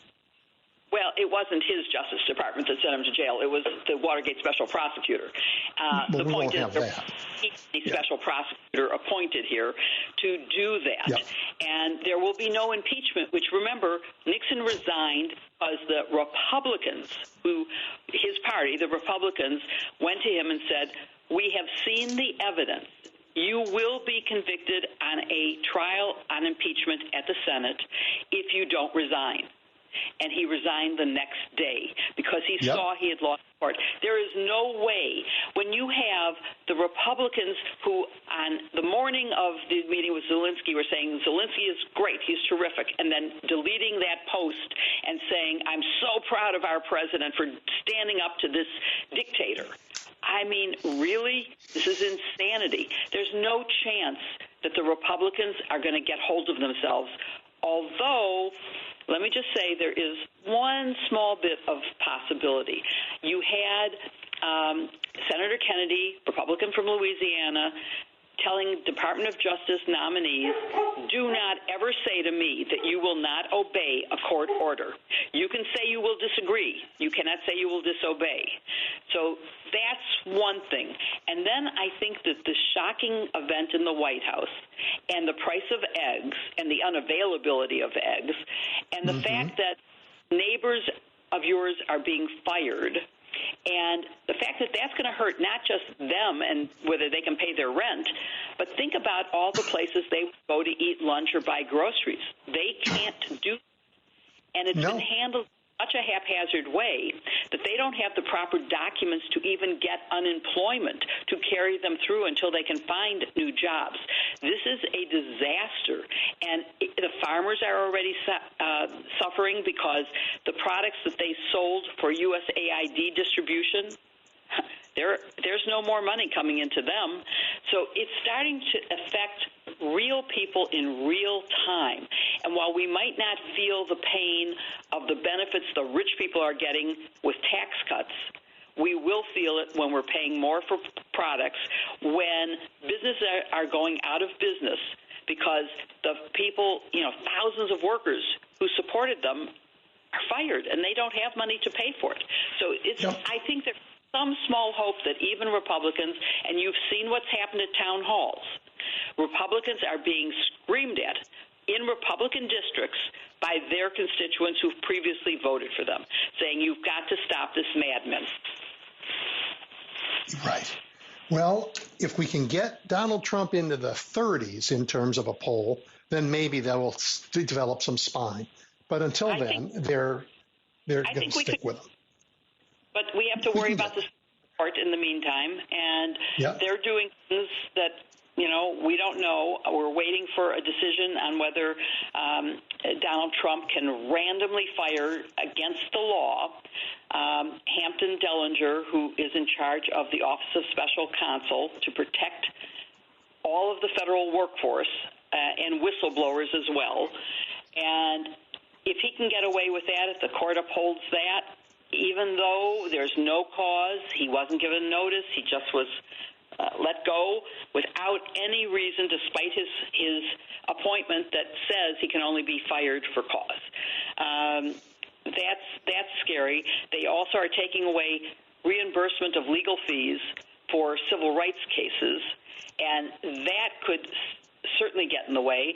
They have threatened to sue, but Donald Trump has already taken away the security clearance for the lawyer representing Smith in a phony baloney investigation. But if he doesn't have a security clearance, the lawyer, then he can't look at the documents that are against Smith, and that would interfere with his right of counsel. So they're doing serious damage to the legal system. So lawyers are at risk, federal employees are at risk. There's a lot going on, and it's almost too much for people to take in. My advice is pick one thing that really grabs your attention, focus on that, let someone else focus on something else, and you just do your job on that one thing and make sure you get involved in voting in 26 to throw out the Republicans so that at least in Congress we can stop some of the bad actions of Donald Trump. Yeah, I mean, the idea that there is, their view of justice is like Stalin's. Show me the man and I'll show you the crime, right? You want him? Don't worry. I'll find a crime. We'll get him. And that is not the rule of law. That is just power in its rawest and ugliest. Columbia, when the high-ranking assistant U.S. attorney resigned, rather than do a phony case against a bank that had federal money that the government wants frozen, even though there's grounds for doing it, and she said, that's not legal, I'm not going to do it, and I'm going to resign. And she did. Yeah, a lot of good people. There are a lot of martyrs here, people who are sacrificing their careers to do the right thing. The problem, of course, is that there are a lot of trolls behind them, eager to take those positions of power and do terrible things. Well, it's an interesting question, Edwin, as to whether I would advise Department of Justice, for example, employees to resign in protest or not. And I come up with no, you shouldn't, because you will be replaced by someone who will carry out these bad orders. As long as you can do your job, you should keep doing it. If you are ordered to do something illegal and will get fired, okay, get fired and go public with what it is so that you can make people aware of it. Otherwise, we're not going to get the information about what's going on. People are just going to do illegal, immoral, unethical things. There are other countries that are organized differently than ours. The equivalent of their Justice Department is a fourth branch of government. They don't let it be part of the presidency because they are worried about precisely where we find ourselves. And every president since Nixon until now has taken care that the Justice Department should be independent. These guys have taken care that it should not be. Do we need a structural change where we have a fourth branch where it's really protected from this? Well, good question. And after Watergate, because of the involvement of the Department of Justice in the conspiracy to cover up, there were rules passed that prohibited, for example, conversations between the White House and the Department of Justice. Because one of the things that happened was that the head of the criminal division, who was otherwise, he had been my direct boss originally at the Department of Justice, Henry Peterson, very much admired and respected, got in over his head. He wasn't a politician. He got to be head of the criminal division based on actual merit, and then got suckered into giving information to John Dean. And so the rule was set up, there could be no conversations with anyone at the White House in order to protect against that. Does it have to be put into law? That's pathetic that it does. But yes, I think at this point we do. It has always been the independent agency in the executive branch. It has always been, we take an oath to the Constitution. When we go to court, we say, on behalf of the people. And Edwin, I was so proud to go to court and say that. And now have people saying, well, we're just Donald Trump's lawyers. You had the interim U.S. attorney for the District of Columbia who said basically that. He represents Donald Trump and his agenda. And anyone who won't do that is out.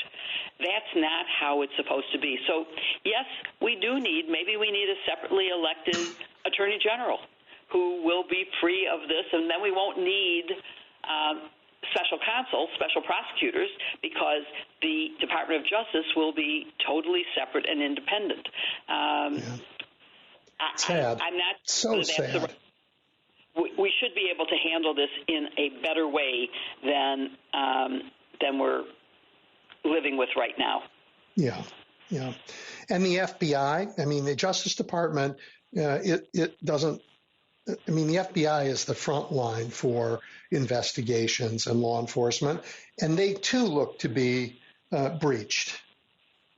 Absolutely, and Patel has already been acting in ways that exceed the boundaries of investigations for the FBI. And by the way, I didn't mention her name, but I think because she was the head of the criminal division in the U.S. Attorney's Office in D.C., Denise Chung, is the one who resigned just a few days ago. And she deserves our praise, as does Sassoon, who resigned as the interim in New York attorney, Southern District. Yep. It's how do we defend ourselves? I mean, we have to defend ourselves in court, I guess. It's an expensive proposition, but I don't know where else we would do it. Well, I would say right now, so far, the courts have been a bulwark against some of the crazy, crazy stuff. I wish I felt more secure that get to the Supreme Court that they would do what precedent requires. Unfortunately, I don't have that confidence right now. But so far, it has worked. We're waiting for a decision from the Supreme Court about Hampton Dellinger. But, there's so much going on. As they say, everybody can't do it. I don't even know what UFC stands for. Do you? But Kash Patel wants to bring the UFC to the FBI, which is, it's a fighting organization, the ultimate fighting champion. Yes, it is. What are you talking about? How does this relate to anything? And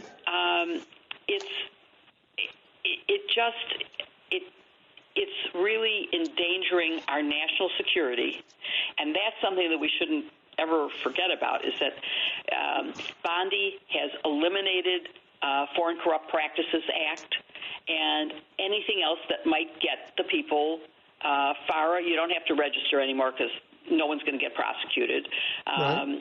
Bribery is legal with these guys. They aren't going to require any kind of transparency anymore.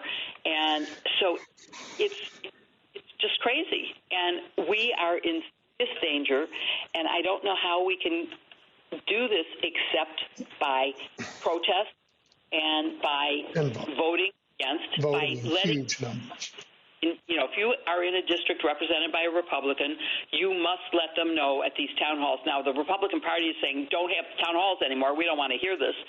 But you also have to let your Democratic representatives know how strongly you feel so that they will keep up against this onslaught and that they will do what they can. And I am looking for someone that I could interview to find out what are the powers of the minority party? What can Democratic senators do against the rules of the Senate that are holding back their ability to stop any of this? How much can they delay all of the nominations that are pending right now? They should not vote for one single person. Yes, but they have, haven't they? They voted for a lot of them. Well, mostly it's been done on a straight party basis. Fetterman has voted for some, and there are a few who have, and there are a few Republicans who have voted against them. But Marco Rubio got a lot of votes, Jill, and he was one of the club, and they voted for him, and he sure has proven himself this. He was a normal, ordinary a nomination, and then we saw him walk Zelensky out and say, basically, don't come back again. You're not welcome here. That is not a normal person. I hope he resigns in shame at his participation in the, or apologizes in the same way. What was it, General Mark Milley, who marched Lafayette Square and then went, oh, God, I shouldn't have done that. I was in uniform. That's totally against the rules. Someone needs to apologize for that. I'm sorry. That's what we need. Jill, I don't understand TikTok.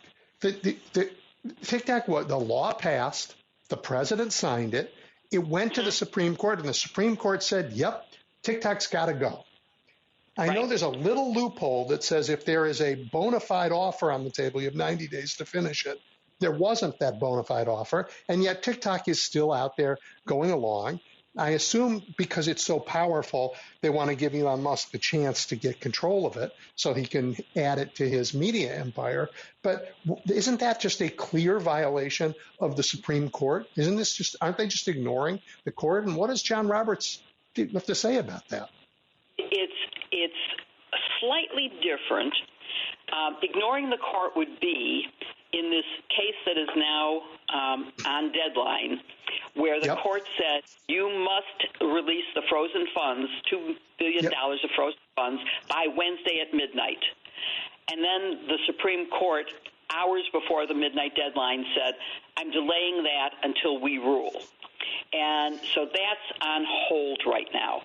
If the Supreme Court said you must release the funds, these are committed funds, not just appropriated. Appropriated and committed, that means they're spent already. That would be actually disobeying a court order. This is saying I am not going to prosecute a certain class of cases. In the same way that Bondi said, we're not going to prosecute foreign corrupt practices. We're going to let people get away with that because we're just not going to spend our enforcement resources there. The Financial Crimes Enforcement Network is a bureau within the Treasury Department that has basically said, well, we're going to change the rules. You don't have to file documents anymore. That's not exactly ignoring a court order. That is just saying I'm not enforcing the law. It is an impeachable offense, though, because the president takes an oath to support and defend and enforce the laws.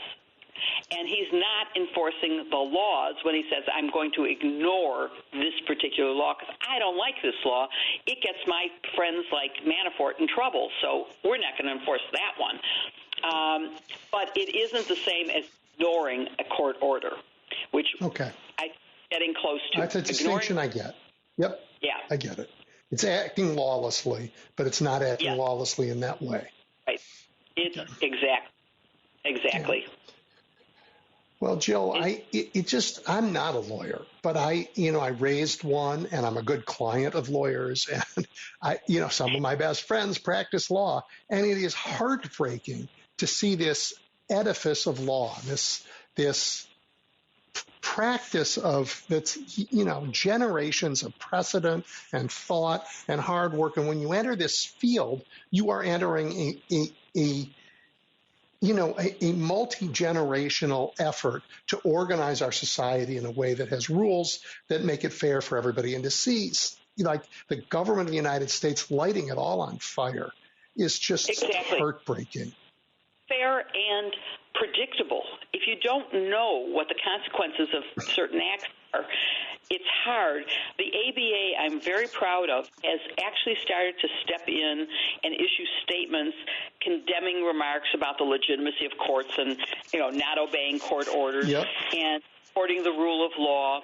I expect them to weigh in on the punishment to Covington and Burling, where Jack Smith is being denied the right of counsel by what they're doing.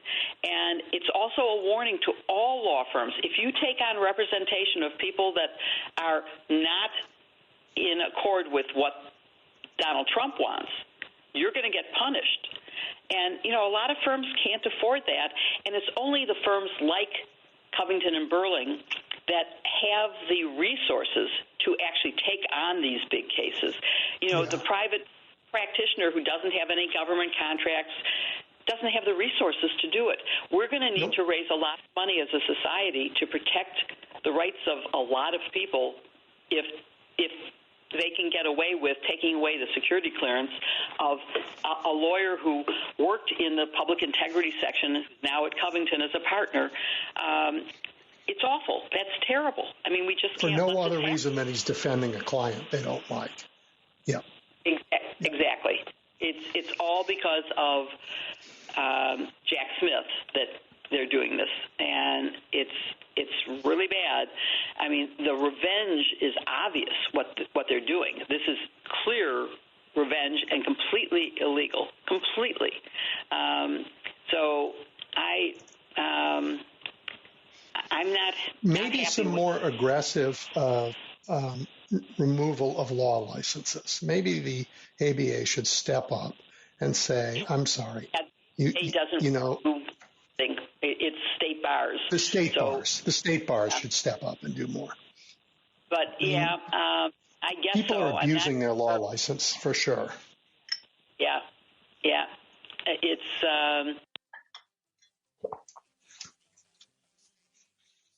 You still there, Jill? I seem to have lost Jill. Paul, do you have me? Oh, well, folks, I seem to have lost Jill, so we're going to take a break. And when we come back, you know what? We'll go to your calls.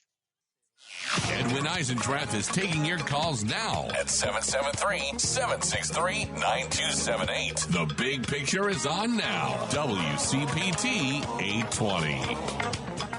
Jim, kick us off. Hi, Edwin. I was thinking of the Daniel Webster to South, Lindsey Graham. Now, here's you could stack these two people up in their biographies, and I'm sure it'll be as scintillating as Daniel Webster's, because how he's gotten away with this nonsense, it's absolutely incredible. They keep electing us. I mean, just looking at the guy, and then they go to him, whatever preposterous thing happens. What do you think, Lindsey? Well, let me see. How's my ward chest down here? Can I get elected again? How long has he been a senator, Edwin? Too long.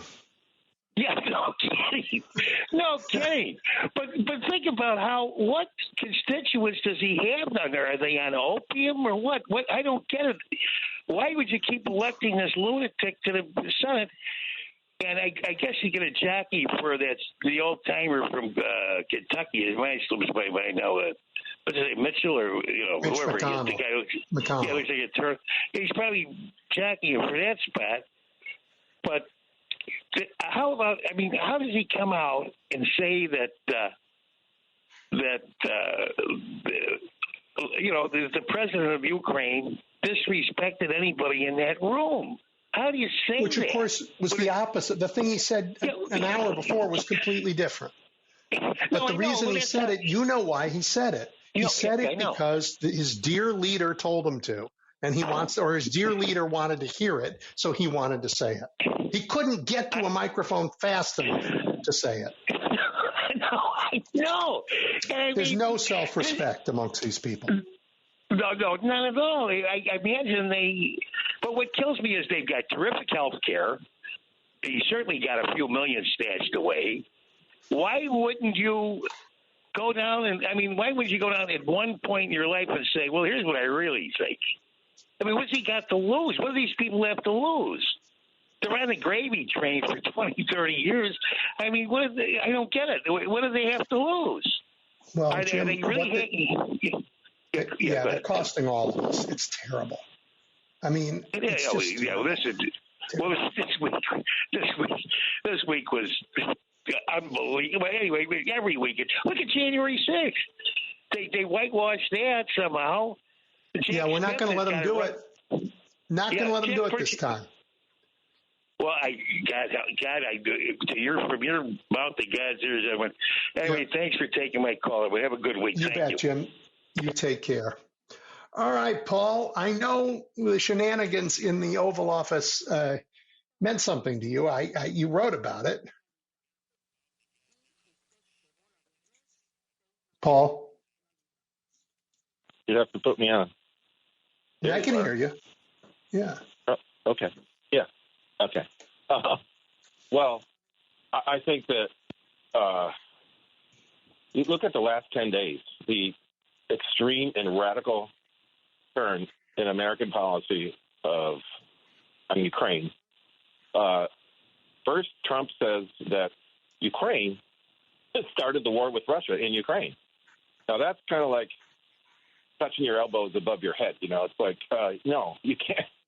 No, a country doesn't start what did they do? Invite them over for a fight? No, you can't start a war in your own country with a foreign country. So that's just it's. I don't know if your IQ has to be lower than 39 for you to not understand that, but that seems to be about where the MAGAs are. I think shoe size and IQ they are about the same for them. But then the United States in this UN non-binding resolution votes of 19 countries out of 120 countries votes with China and other totalitarian countries to say that Russia doesn't have to leave Ukraine. Well, that's giving aid and comfort to our adversary. That's treason.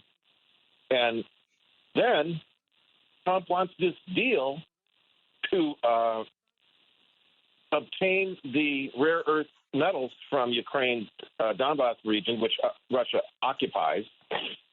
So that is perpetuating an armed conflict between nations for profit. That to me seems to be a war crime. And then he does this debacle in the White House with J.D. Vance. I've got to tell you, I have to think that J.D. Vance is smarter than that, but maybe, 3 years, a Yale law degree doesn't. I mean, he was raised by a drug addict, and maybe those shadows are longer and darker than 3 years of Yale law. But what they did, I know they set it up, they staged that to have a negotiation in front of the media. It was a setup. It was a staged setup, I know, so that he could look tough in front of the American people. But he, number one, looked like a complete idiot. I can't stand it that the media is saying this was a heated exchange no, it wasn't. It was J.D. Vance and Donald Trump yelling. Zelensky wasn't yelling. He was keeping his. He wasn't yelling anymore, raising his voice any more than one would in a normal negotiation behind closed doors. And then what they really did was show the international community how weak they are in negotiations by losing their cool and doing that with both of them in the room and showing that he didn't. I mean, even the reprehensible motives that Trump had to get these metals from Ukraine by shaking them down, he didn't even get that. Paul, explain this part of it to me. I agree with you. I agree with you. It was awful. But everything about it was awful. But he also was like, you're going to cause World War III. Millions, hundreds of millions of people are going to be dead. You're going to cause World War III. So a guy's country's invaded. He's defending himself, and he's going to cause World War III? Like, I'm sorry. Well, and the United States has something to say about whether there's a World War III. You're supposed to, that's why we have deterrence. That's why we have the strongest military in the world. It's not so that we can kick out senior officers who are black and women just because. It's so that we can protect peace in the world. Well, and the other thing is about that remark is you don't just say that kind of stuff in international negotiation. You don't just, and that's why I think the one thing that Zelensky said that nobody hears because the media, honest to God, the news media is just as pathetic as always. But they didn't hear. Did you hear it? And Trump's yelling at him because you couldn't hear what Zelensky said very well, but I've heard the clip so many times. Trump said, you don't have the cards. You don't have the cards. And Zelensky said, this is not cards. This is serious. Yeah. That was the one thing that was the most right-on thing that was said.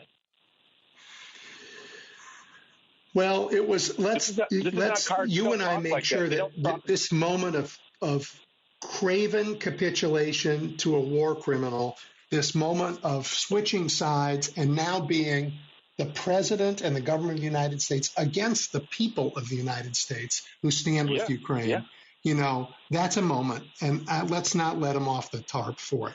He's trying to change the subject. He's talking about Pete Rose, for God's sake. He's doing whatever he can to make us forget what a traitor he is in the White House. And I'm not buying it.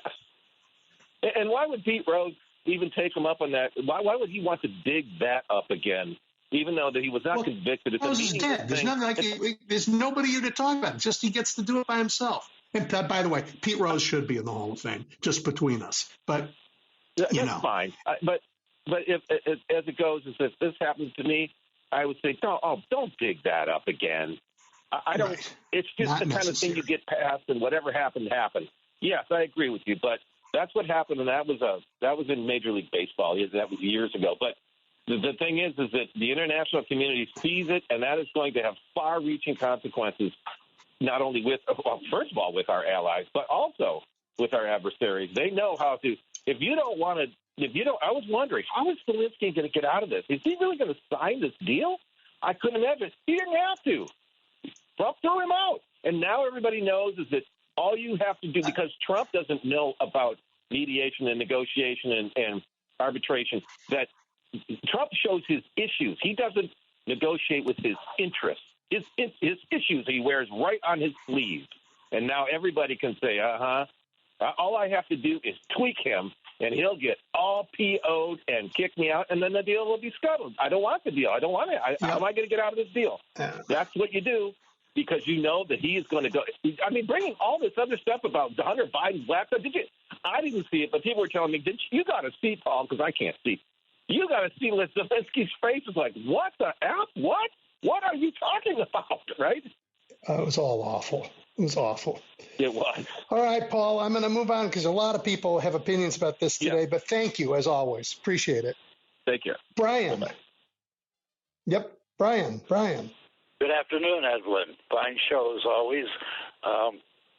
I think I don't see where Zelensky did anything disrespectful at all. I think the thing, as a matter of fact, I think the whole thing was staged ahead of time by Vance and Trump to humiliate him.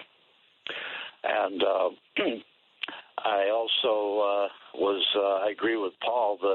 The news, other than your station and MSNBC, the news coverage has been abysmal in terms of being critical of Trump. And I also wanted to say that I don't know if you've ever seen it. I recommend it highly on PBS. Off and on, they've been running a documentary hosted by Rick Steves. It's called The Story of Fascism in Europe, and it traces the rise of evil fascist dictators, Mussolini, Franco, and Hitler.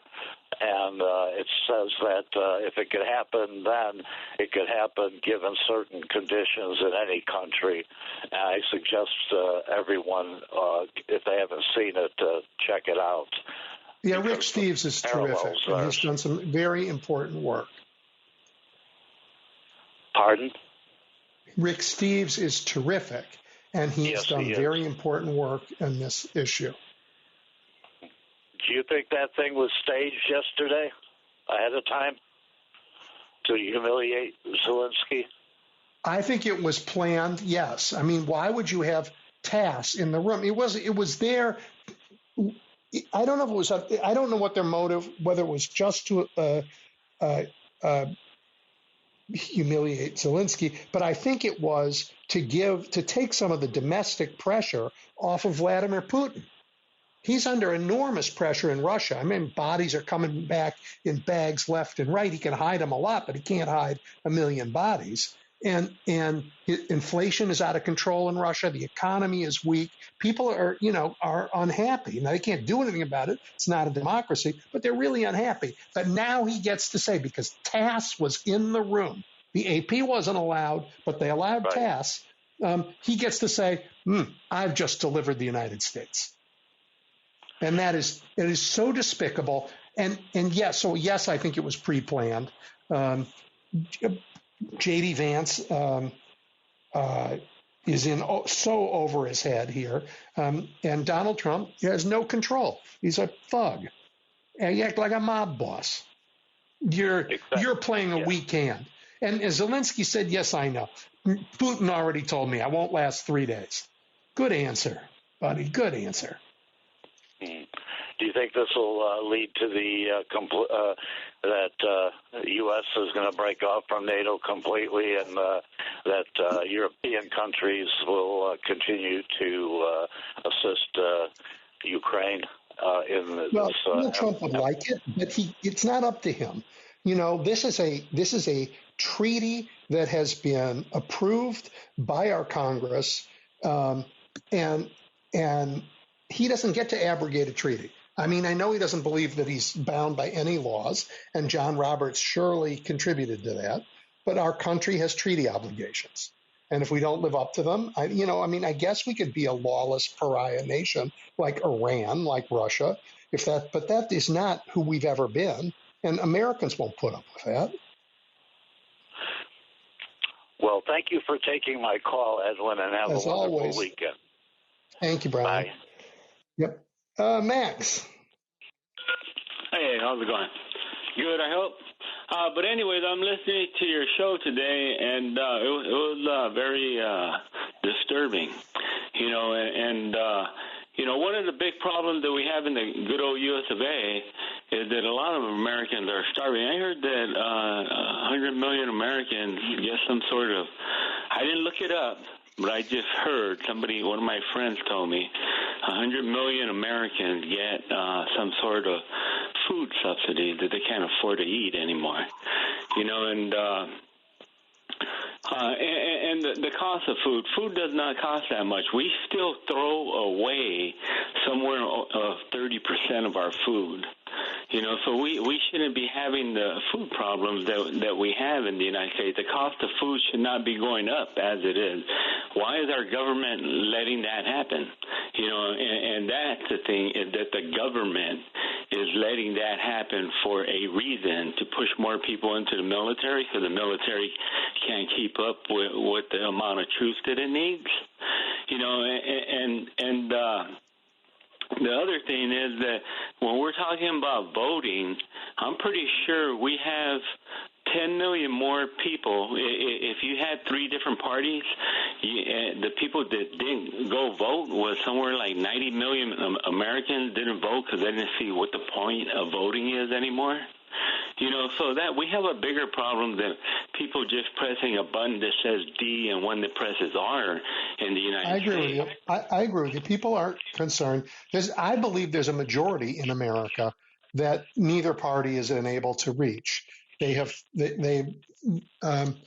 that's hard. And I don't think it's the fault of frankly, Kamala Harris ran a pretty middle of the road campaign. She walked away from a lot of the social issues. Her campaign was full of Republicans, and they still couldn't reach across and get. So there's something strange going on for sure. Hey, Max, it's about 50 million people, not 100 million, go ahead. who get SNAP benefits. All right, thank you. But there are also, kids in school who get free and reduced lunch. So it may be a little bit higher, but it's about 50 million. It's still a lot of people. Oh, could I still say something? Sure. Okay, so then when you're talking about, I have friends, because I work on sailboats, and I work on sailboats around the world. I worked on Russian boats back in the early 90s and late 80s, and knew people and know people still today from Ukraine. Okay, so the war, when you talk about the Donbass, before Russia collapsed, that was more or less part of Russia. Russia pushed them away because they couldn't afford them. But the people voted. Okay, this is more of a civil war, just like the North and the South, fighting back in 84, 64. It's basically the same thing. The people, it's a little bit different because the people that spoke Russian in the Donbass, the government was actually shelling them because it was taxation without representation, and they were sick of it, and they were voting to separate themselves from the rest of the part of Ukraine, and that's when the war started. Back in I don't think those are quite. I don't think that's quite right. I could have one of my our Ukrainian friends, talk to once they leave their country. You pick one up off the street. A bunch of them live over here now. Plenty in Chicago. I hear you, and I want to give you the chance to say what you want to say, but it's a complicated issue in the Donbass, and maybe I'll have somebody on to talk about it in another show. But anyway, as always, I appreciate your listening and your participating. So thank you. Okay, thank you, too. Yep. Right. Mark, you're next. And then we'll go from Mark to Roosevelt, and that'll wrap us up. Oh, hey, Edwin. Thanks for having me on. Just came back from grocery. Isn't that what Trump says? Anyway, I wanted to talk about why are we not trying to impeach this guy already? All right? We should all be angry. I'm really angry, and I'm angry enough to call in your show today. He's committed numerous crimes already. I'm sure there will be no lack of crimes to come up with. But how about abuse of power and treason already?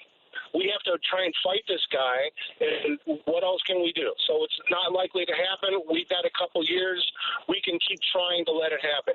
And if I'm not mistaken, did the Supreme Court not say that the president can be held liable for crimes if he is impeached and convicted? Did I miss that one? He needs to be impeached and convicted. But look, that isn't happening. We know the Republicans where they are. If we get back and get control, but it takes 60 votes to, in the Senate, and we've seen these Republicans won't do it. So impeachment isn't the way to protect ourselves anymore. But we can try. We can talk about it. We have to try a lot of things. We have a budget fight, a huge budget fight coming in the next few weeks. Really important one. And you know what the Democrats are trying to do? The one thing we're negotiating for in the budget is this, that Congress has the power of the purse. And the Republicans won't put it in the law, even though it's in the Constitution. They want the president to be able to spend all of America's money however he wants. And the Democrats are like, no, this is our fight. Our fight is that the Congress has the power of the purse. It says so in the Constitution, and unless you're willing to double down on that, we won't help you with the budget. That's our fight today in Congress. We have a political fight everywhere because you are right. This man is a menace, a danger to the whole world, and really bad for America. My God, can you imagine raising children with that role model? It's just disgusting. That's right. And this is war, and we have to do more. I'm ready to do more. I don't know what to do at this point. We have to do more. Show up at a congressman's office. Say to him what you're saying to me. It absolutely matters. There are tons of opportunities to volunteer, from swing left to indivisible. Really good ways. They'll tell you. They'll use your time well. They'll help. We have to get each other. Everybody in the country has to see what you see, and when they do, we'll throw them out. Anyway, Mark, thank you. I really appreciate your call, but I'm going to move on in the interest of time. Thank you. Thanks for taking my call. You bet. Roosevelt, I haven't heard from you in a while. Double E, thank you for taking my call, my friend. How you feeling? Fantastic. How about yourself? I listen to your show. Never miss it. Haven't called lately, but I never miss it. So, the subject, the fiasco, the setup, because that's what it was. It was a setup. Nobody talks about this, but how many people were in that room? Even Rubio was sitting in the sofa, if I remember correctly, in the middle of the sofa. You're correct. He couldn't squeeze himself back far enough, but yes, that's where he was. So Double E, just the optics. The optics were set up to intimidate, to put pressure. Okay? And Zelensky's a very smart man, and I'll tell you why. He walked in the lion's den. He walked in, I think, to figure out, is this guy for real what he really wants? He basically wants him to give up the riches, the mines of what he has in his country, in Ukraine. And on top of it, he wants them to grovel. He wants them to bend the knee. He wants him. I knew he wanted that to put on a big show, to show the country and the world that anybody that does business with him has to grovel, has to bend the knee, and then maybe I'll think about helping you. So who benefits? I'll tell you who benefits. The world benefits, because he was talking about showing his cards and all that BS. He's horrible at playing cards, because he showed all his cards. He showed the world how he does business and how he's been doing business as a businessman. And the way you do business like that is not the way you run a country or help your allies or intimidate your allies. So who's going to come to the United States and say, hey, can you guys help us? Yeah, but let's make a deal first before I help you. So he showed his cards talking about Trump. What do you think about that? I think those cards he showed were mobster cards. I've seen that act in every movie. He thought the guy who was sitting there was weak and he wanted to squeeze him. Turns out the guy sitting there was pretty strong, and he stood up to Putin and Putin's army for years. Now, we've helped. Thank goodness we've helped because it's good for us. But and double E. This guy reminds me of Catch Me If You Can. He does not do business on his own. He needed another guy. He needed JD. He needed JD to be the muscle man. It's just like in a mafia. It's just like in the movies, organized crime. This is organized crime. And all that stuff that they're pulling with Elon Musk, that's an inside job. Everything is connected to organized crime the way this guy operates. And what is he? A criminal. So it stands to reason that a criminal is going to be a criminal, and he continues to be a criminal, and he's been like that all his life. He doesn't have an art of a deal. He does not have the art of the deal. There is no deal with him because it's all him. He doesn't spell it D-E-A-L. He spells it S-T-E-A-L. So that's my opinion, Double E. Thank you very much. But you bet. It's good to talk to you. Thank you, and I love your show, man. Thank you. All right, everybody. One goal going forward. Do not let this man change the subject. He's a disgrace. What he did is disgraceful. It was a shame on America. He took the most sacred real estate in our country, the Oval Office, and he shamed it, and he embraced a dictator and embraced invasion of another country, and he did his best to take on, honestly, one of the bravest men on the planet, a guy who we offered, remember, we'll get you out of the country. He said, I'm not leaving the country. I need weapons. And this is when everybody thought that country would fall in 3 days, but it didn't. And it didn't in part because the Ukrainians are tough and they weren't going to have it. And also they were led by a guy who is strong. And, Donald Trump hates that. He wants everybody to be, just his plaything. You know who else is strong? We are, the American people. We are going to be like Zelensky. We're not going to get eaten by this guy. Stay tough. Do not let him off the carpet for this. I'll talk to you next week.